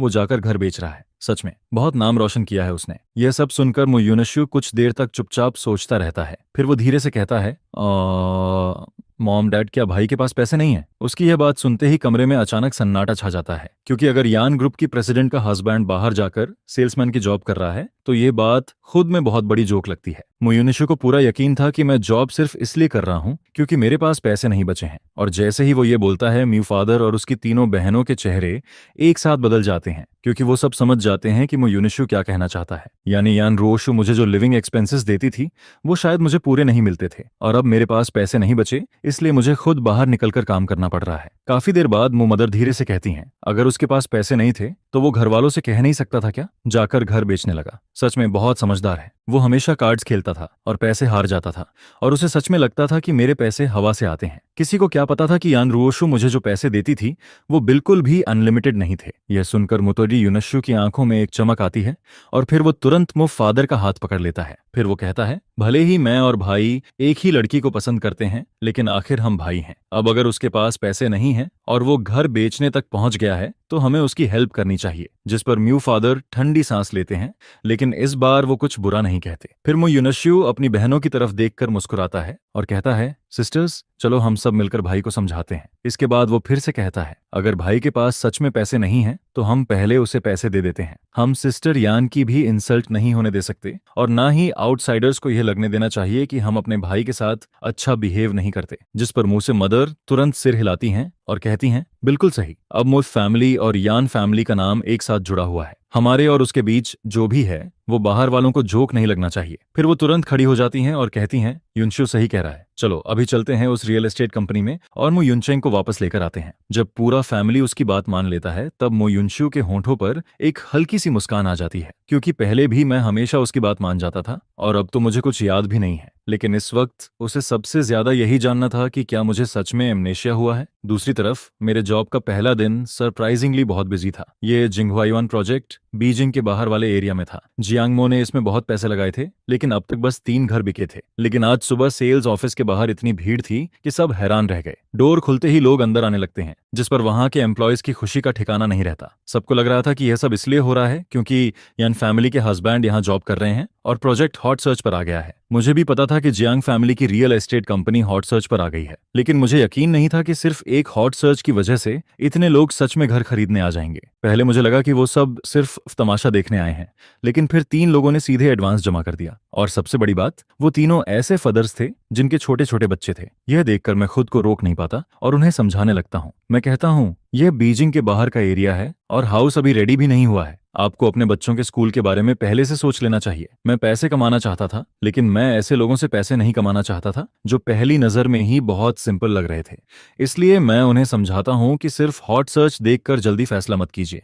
लेकिन तभी उनमें से एक आदमी, जो करीब 30 साल का था, एक्साइटेड होकर कहता है, हमने तो अपने बच्चों के लिए ही पैसे उधार लेकर डिपॉजिट दिया है। फिर वो आदमी, जिसे सब ब्रदर झांग बुला रहे थे, मुझे समझाता है, मेरा एक क्लासमेट यान ग्रुप में असिस्टेंट है। उसने बताया कि यान ग्रुप जिनहुआयुआन के पास एक पब्लिक प्राइमरी स्कूल बनाने वाला है। फिर वो कहता है 2 साल के अंदर स्कूल बन जाएगा। उसके बाद ये पूरा एरिया स्कूल डिस्ट्रिक्ट बन जाएगा। यह सुनकर मैं एक गहरी सांस लेता हूँ, फिर खुद को काम करके कहता हूँ, सॉरी, मुझे पहले एक कॉल करनी होगी। इसके बाद मैं पैंटी में चला जाता हूँ और यान रोशु को कॉल करने की सोचता हूँ, लेकिन तभी मुझे याद आता है कि उसका नंबर अभी भी मेरे ब्लैकलिस्ट में है, जिस पर मैं पहले उसे ब्लैकलिस्ट से बाहर निकालता हूँ और फिर उसे कॉल करता हूँ। उसी टाइम यान रोशु मीटिंग में बैठी होती है। पूरा कॉन्फ्रेंस रूम बिल्कुल शांत होता है, लेकिन तभी उसका फोन अचानक बज उठता है, जिस पर वो एकदम से चौंक जाती है, क्योंकि यह उसका पर्सनल फोन था जो हमेशा ऑन रहता था, लेकिन उसमें सिर्फ एक ही कॉन्टैक्ट सेव था और वो कॉन्टैक्ट मेरा था। इसके बाद वो तुरंत मीटिंग छोड़कर ऑफिस में चली जाती है। उसके हाथ हल्के से कांप रहे होते हैं। फिर वो जल्दी से कॉल उठाती है, युनचेंग। उसकी आवाज हल्की सी कांप रही होती है, जिस पर मैं सीधा पूछता हूँ,